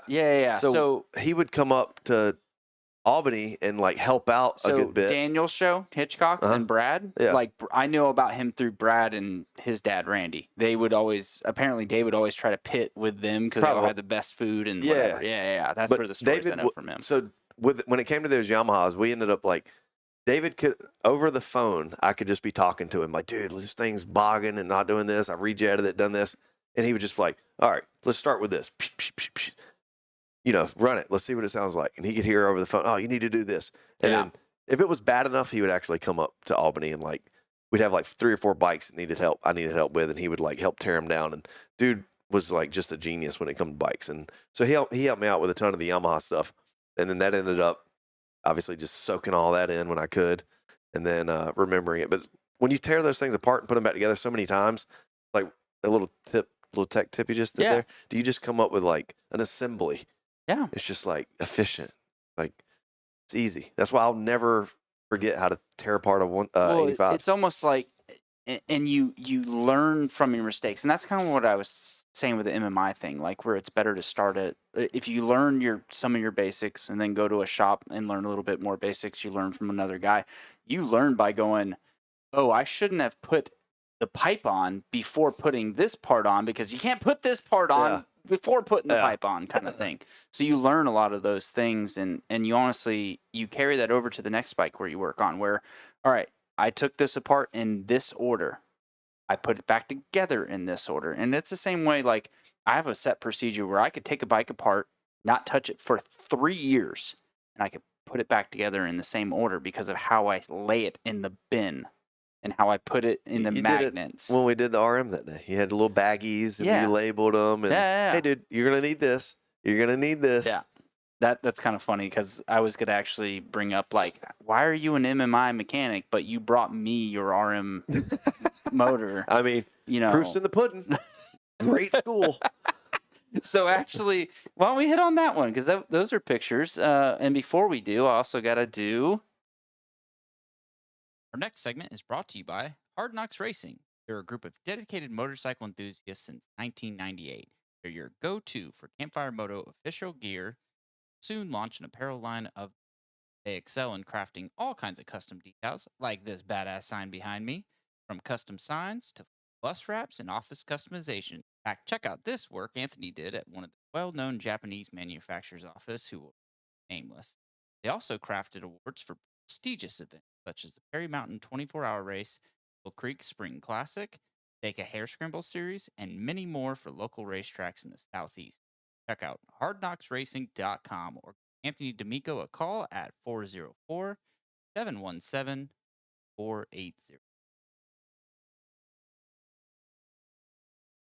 Great, guys.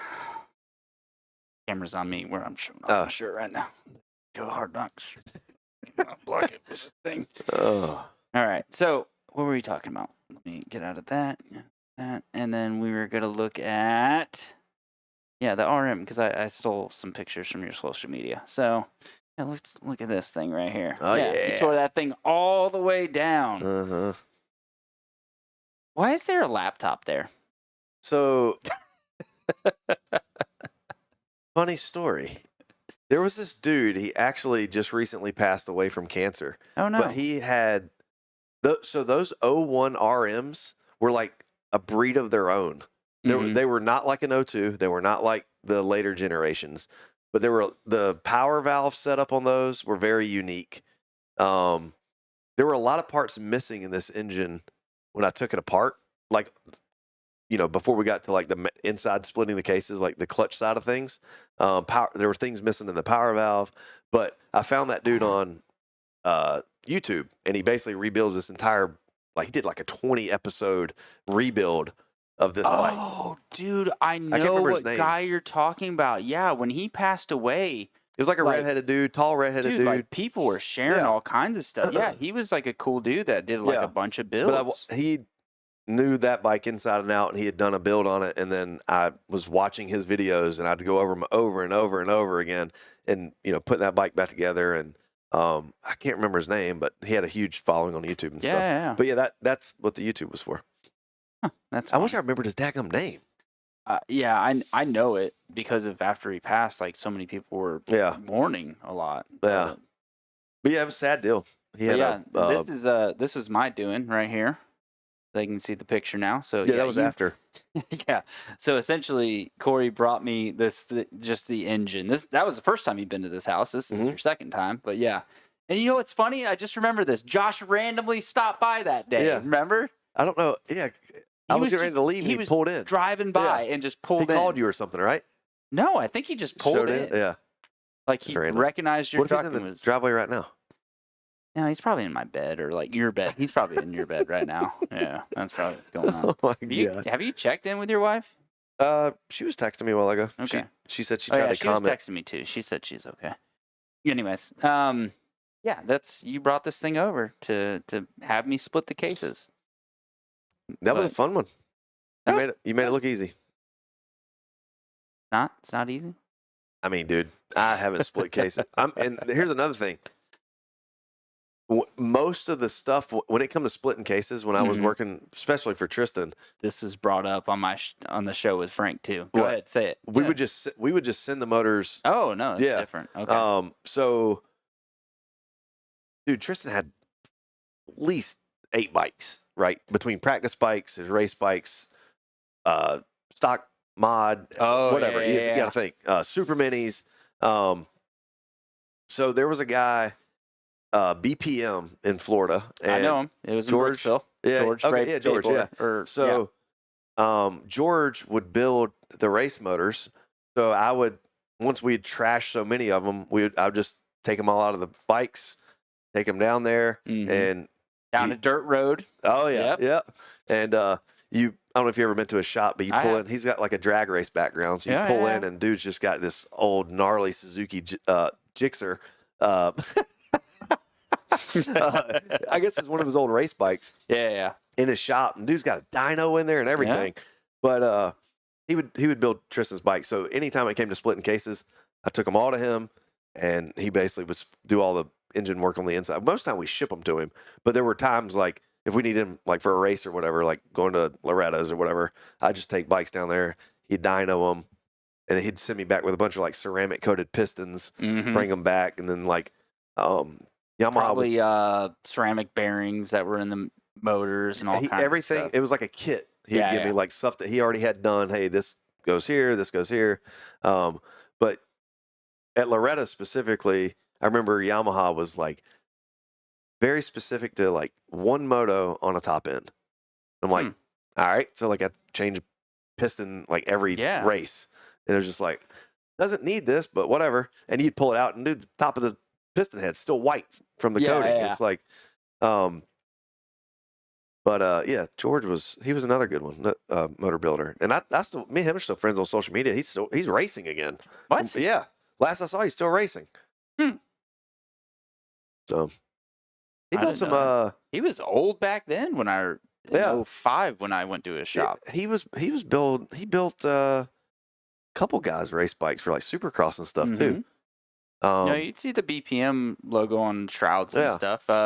Kyle Keelan was Keelan, yeah, I forgot all about Keelan. Yeah. That was another guy that was at the 4-stroke national, stuff like that. Yep. I was racing him at Dade City in the spot. I don't know if I could say racing him. I was on the track at the same time. Yeah. You weren't competing. You were. I was the 19th guy in the main event, if you want to call it, for the whole sponsor cup. But I was out there. So that's Michael would, back to Sizemore stuff. When I would ride like the C class or B class or whatever, he would run all the open money classes. And if we'd go to some of these races, you had to have so many riders or they wouldn't pay out. So he would.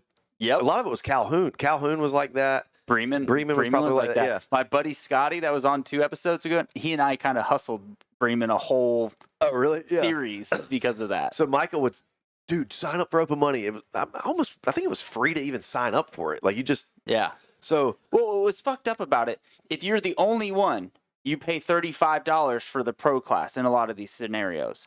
But if you sign up, it's $35 for 2 people. Then you get paid back like $1.50. Yeah, I don't remember. Like you would need at least 2, like however the payback worked out. I can't remember the math at this point. But yeah, it would make more sense to get somebody else to sign up. Yeah. And then the you more split people, the money. Yeah. You know. And, well, what ended up happening, there were several times that said they'd pay top 3. By the end of the night, some of the dudes wouldn't even finish. They wouldn't show up for the second moto, so they would leave or they'd get hurt. And there were several times, I know 2 times for sure, I'd made like $75 because I finished top 3. Mm-hmm. And I was getting lapped by dudes at Bremen, Michael being one of them. But he was like, dude, sign up. There was one deal at Calhoun. It was a year I was going to try to go to Loretta's, and I signed up for open money in C class at Calhoun. And I'm not going to say any names, but it was a lady that ran it back then, and she was not wanting to pay me the money because she says, if you accept this money and you go to Loretta's, this could be like, you could be protested or something because you took money. I'm like, it's like $50. Like, but whatever. Like, no, it's true. And that's why I, at that point, said, well, screw it. And I'm just going to A and started like to get pro points to get the pro license kind of thing. Yeah. Because once I found out, they don't do that like, no more, do they? The pro point, like you could do like the pro-am races. And... Yeah, that's how it was back then. But it's, like I said, I was 25 until I went, fuck this. I'm not the guy. It was a Pelster 818. That a buddy? I know exactly what it is. He said, yo, CBR. CBR or CRB? CRB. Sorry. Habit CBR. Is he CRB? You want to call in? I don't know. Is he not burned down in California? Well, he's definitely wide awake if he's in California. You got his number? Text him. See if he wants to call in. Before we do that, how long do you think we've been doing this? You know what time it is without looking at your phone? Too late. Oh. Do you need to get home? Is your wife and 7-month-old baby very concerned? Dude, this is. I didn't realize it had been this long. I know. Nobody does. 3 hours. 3 hours and 20 minutes. 3.5. I was gonna say 3 hours 20. 3.5 hours is what I was gonna say. So Pelster is another video game buddy. Oh yeah. That I've been playing video games with for like 15 years. And which I'm gonna go ahead and name drop for you because I know you won't do it. But you play video games with Zacho and Carmichael and shit like that. Like, yeah, but that's iRacing stuff. Like you guys are friends because of that kind of thing. It's iRacing's video games. I've been introduced to a lot of people through video games. But ZV was already friends with Zacho, like I'm pretty sure it was in real life. Yeah, in real life. And then he kind of like mashed all that together. Yeah. And then we started doing the iRacing thing, and then we had like a whole iRacing team with like, there's a group of us, dude. It was, and then RC was on. I remember hearing about this a long time ago when you were like, I don't remember. I posted like 2 years ago when we were like getting heavy into iRacing. I'd post like the videos. I think that's what it was. Yeah. I side message you like, dude, you're racing fucking Carmichael and Zacho. Well, there were like some fast dudes in that. There were some guys that like actually race NASCAR. I don't know if I mean, not dudes are going to win, but and I won't know who the fuck they are. And that's the thing too on iRacing, you can go into a public lobby and see a pro racer in a public lobby, and you can talk to one another. Yeah, you know, for the amount of time that you're racing and stuff. But yeah, it's crazy, like the world we live in.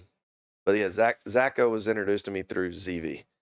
They already knew each other, and then pretty sure Zacho kind of put together all that other stuff with RC and some other guys, and it was a fun run. It's a lot of dedication to commit to an iRacing series, because it was Monday nights, and they start qualifying at like 7, and they will start without you, like it doesn't matter. And then they got penalties and everything. If you have too many penalty points, you get disqualified. And commit to a full season, it was rough. But it was fun. It's anybody that ever does iRacing can tell you it's a blast. It's very addicting. So it's funny you make comments like these people might not know you. I bet Zacho might remember me slightly when I met him in person. It was at the WW National, like the COVID National, right? And that was shortly after the whole Sabachi thing. Okay. When he won the championship. So I turned around, and he's on like one of the things, and steps off, and I just turn around, and he's like, "Me to you." And I go, "Zacho." He's like, "Yeah." I was like, "Dude, that shit with you taking out Sabachi was the greatest shit I've ever seen in my fucking life." And he was just kind of, you know, and I've heard a lot of the things on pods with him now where he felt so bad about it, where I feel like the look on his face was kind of like just made him feel bad enough where he might remember me saying that to him. Well, it's the not remembering part. So me saying that I met people, they have no clue who I fucking am. Yeah. So, I was gonna get to this. So Zacho, this was after Tristan. I don't know if I think he was affiliated, like he owned Club MX or something. It had something to do with Club MX. But I was started it with Brandon Haas. Okay. I think. Yeah. So I was up there with 2 other riders, and helping those kids out. And then Zacho was actually there, on the track or whatever. And I'm like with a group of like 4 or 5 people, and Zacho's in a little mix, and we're all just kind of like talking in a circle or whatever. And obviously later on in life, when I actually get to know Zacho, I'm like, "Dude, you remember me being at Club MX?" He's like, "No." I'm like, "Yeah, you kind of like cool guyed me." I was like, "Dude, you're kind of like didn't really say much." And he's like, "Dude, I don't remember you at all being there." And I was like, "Whatever." But just another one of those moments of like the fly on the wall, like no one remembers me being there, but I was there. I've been in a lot of really cool situations, but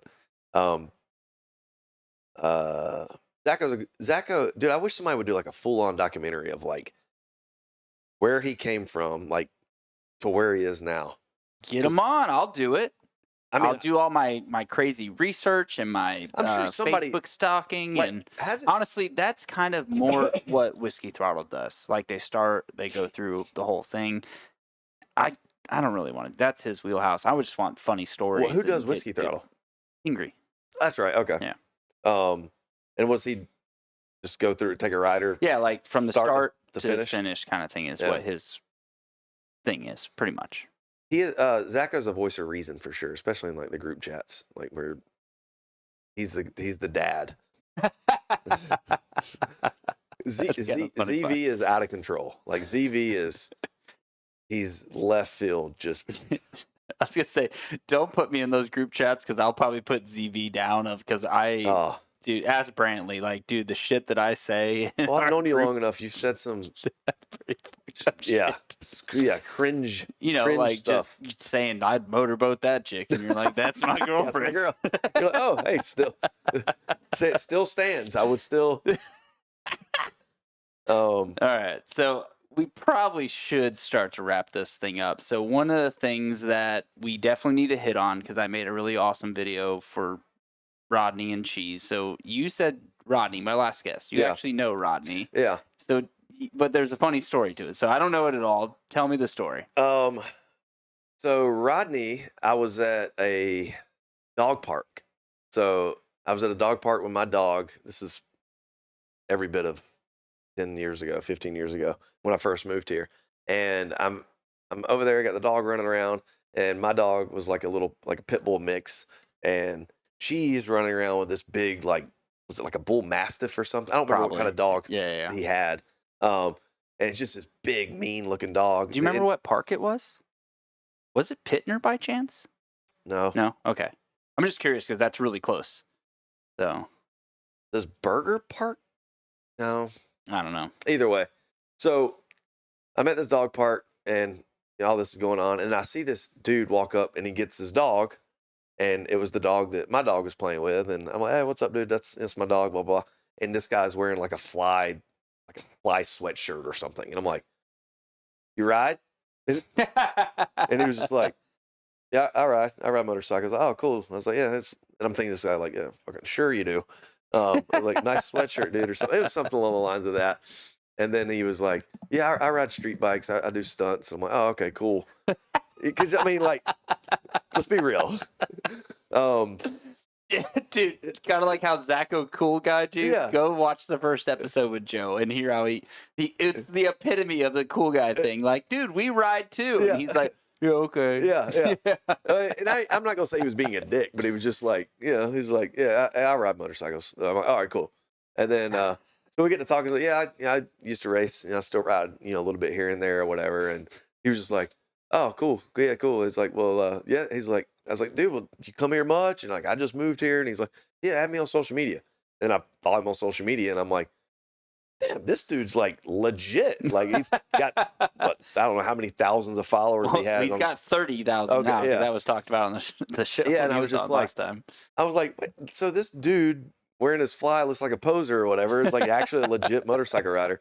And I ended up like, small talking, social media and stuff. And I randomly, he probably won't remember this, but I randomly was at this Mexican buffet. And that sounds like it's coming out the other end real quick. So he was there, and I randomly saw him at this Mexican buffet, and we had talked for a minute there, and then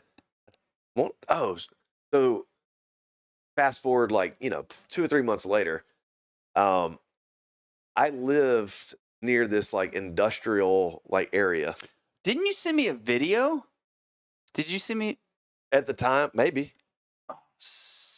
Somebody did. I lived near this industrial, like, where it's like all these abandoned buildings, and I hear what sounds like a fucking MotoGP race going on, and I'm like, dude, who in that? And it wasn't just one like flyby; it was just like, oh, it was just nonstop, and I'm like, yeah, and I'm like, I gotta go see what's going on over here.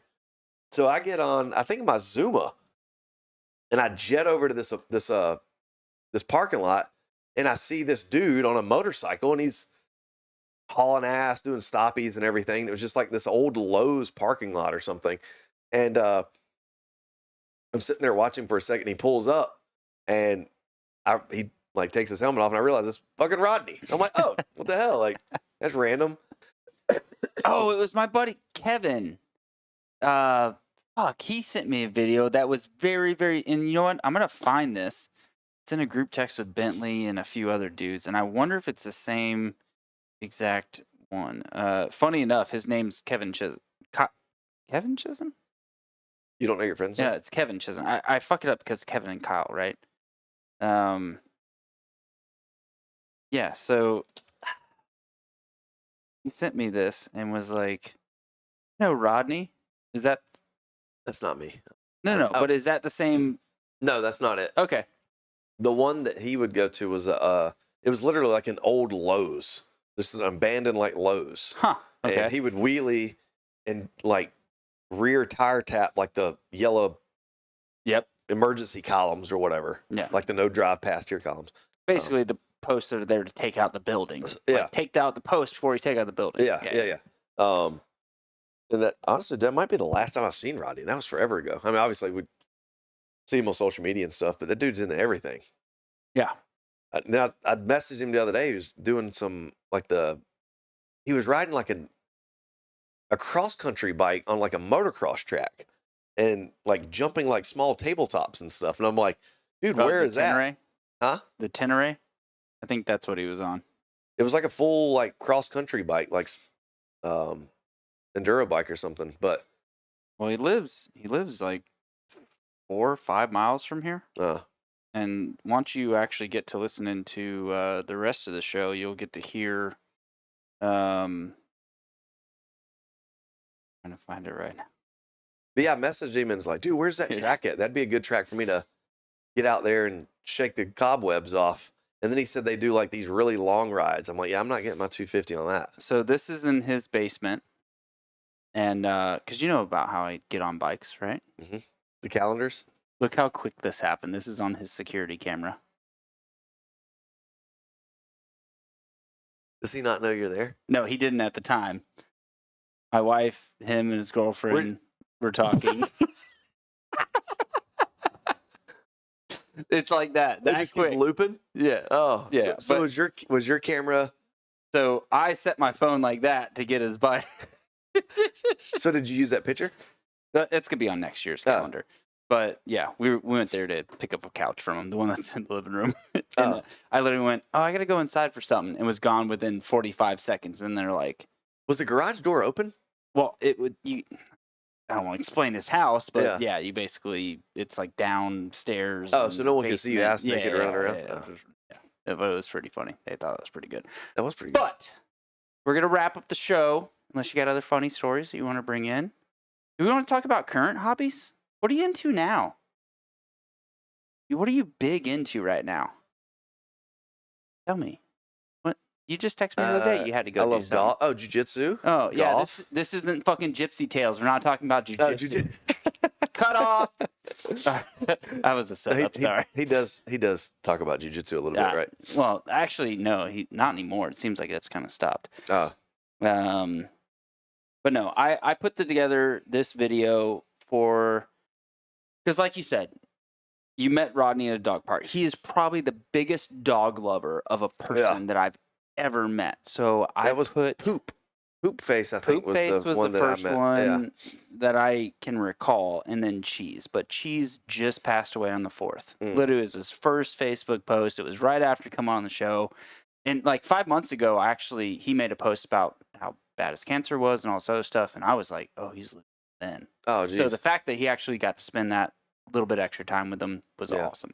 But we're going to play this, and then we're going to do my kid's story. We're going to play the outro, unless you got any other stuff to talk about before we do this. I think we're good. Well, dude, thanks for coming in. This has been a lot of fun, right? It's been fun. Yeah. Have me back. What?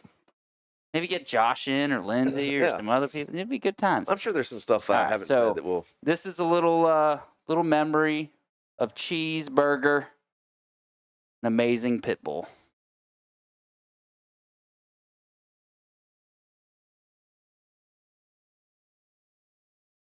That's actually my kid and my Frankie. Look how little she is, right? Compared.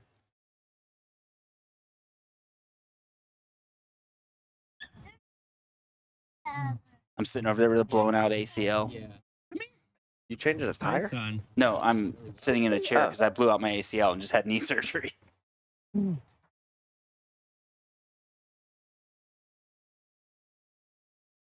That's over at Rodney's house. Somebody shooting fireworks? It's like a mini me, right?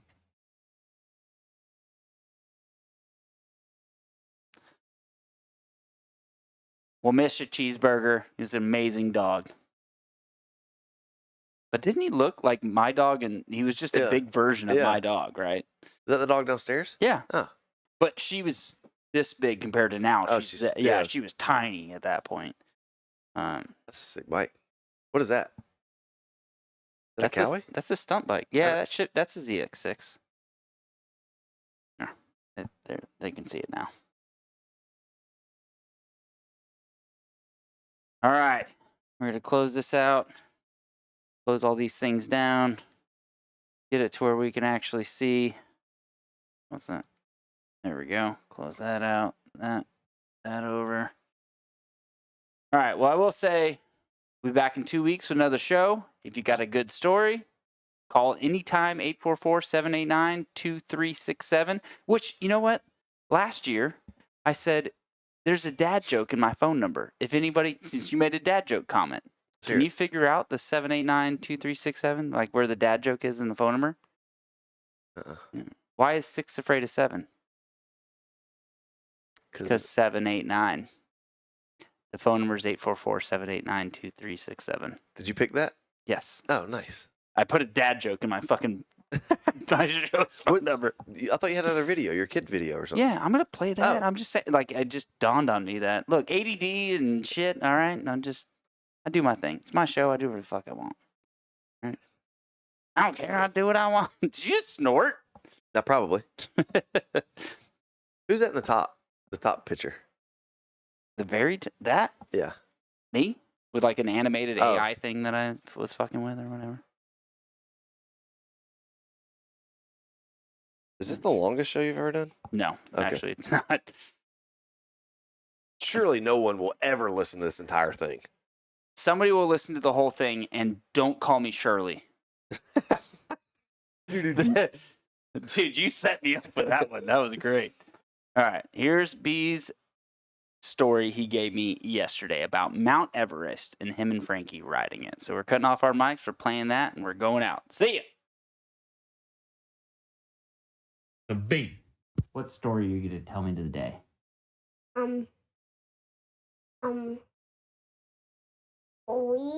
Me and Frankie were climbing a tree. Okay. And we climbed a tree on a mountain. Doesn't sound like a motorcycle story. And then we rode a motorcycle to get up the mountain. We found a road that leads up the mountain. Okay. What mountain were you on? Mount Everest? Mount Everest? Yeah. What? And there was a tree on the side of the road. We started to climb it, and we had all our climbing gear. So you rode your motorcycle to Mount Everest. You found a tree. You climbed it with your climbing gear. Did Frankie not just use your claws and climb up? Frankie, he was pulling me up and helping me. Oh, she went up the tree first? Mm-hmm. Awesome. Okay. And what happened? And then me and Frankie we found a house and there was somebody in it. What? On top of Mount Everest? Mm-hmm. Whoa, okay. There was a little bit of campfires and there was no electricity, so they had campfires. Well, that makes sense. They had a bunch of wood. So, what was your favorite part on Mount Everest? Meeting that new guy's house, the random guy's house. He told me his name was His name was Random? Yeah. Nice. Hey, you know something really funny about Mount Everest? Yeah. You were at the top of Mount Everest. It's so cold. If you or Frankie were to poop up there, it would be there forever. The poop would? The poop would be there forever. It'd be frozen forever. Yep. Do you know that? Oh. So, did Frankie poop while she was up there? He only. Didn't poop? Oh, her poop won't be up on Mount Everest. She only just ate a bit of cotton. A bit of cotton. and then a little tiny string came out of her butt. Yeah, that's what happened. And to those listening, our dog eats cotton and her dog toys so much that we have to pull poop when it's attached to a cotton or a string all the time. Great story, B. Give me 5.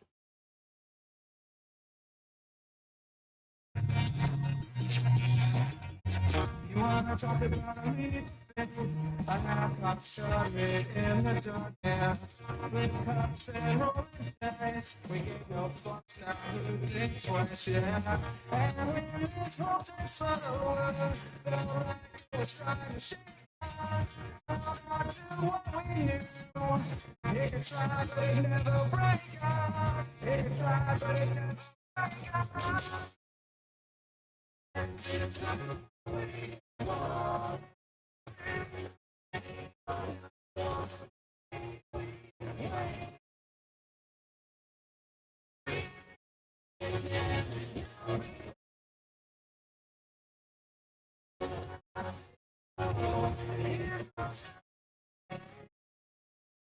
And now you talk about us growing up, like we can't function on this level.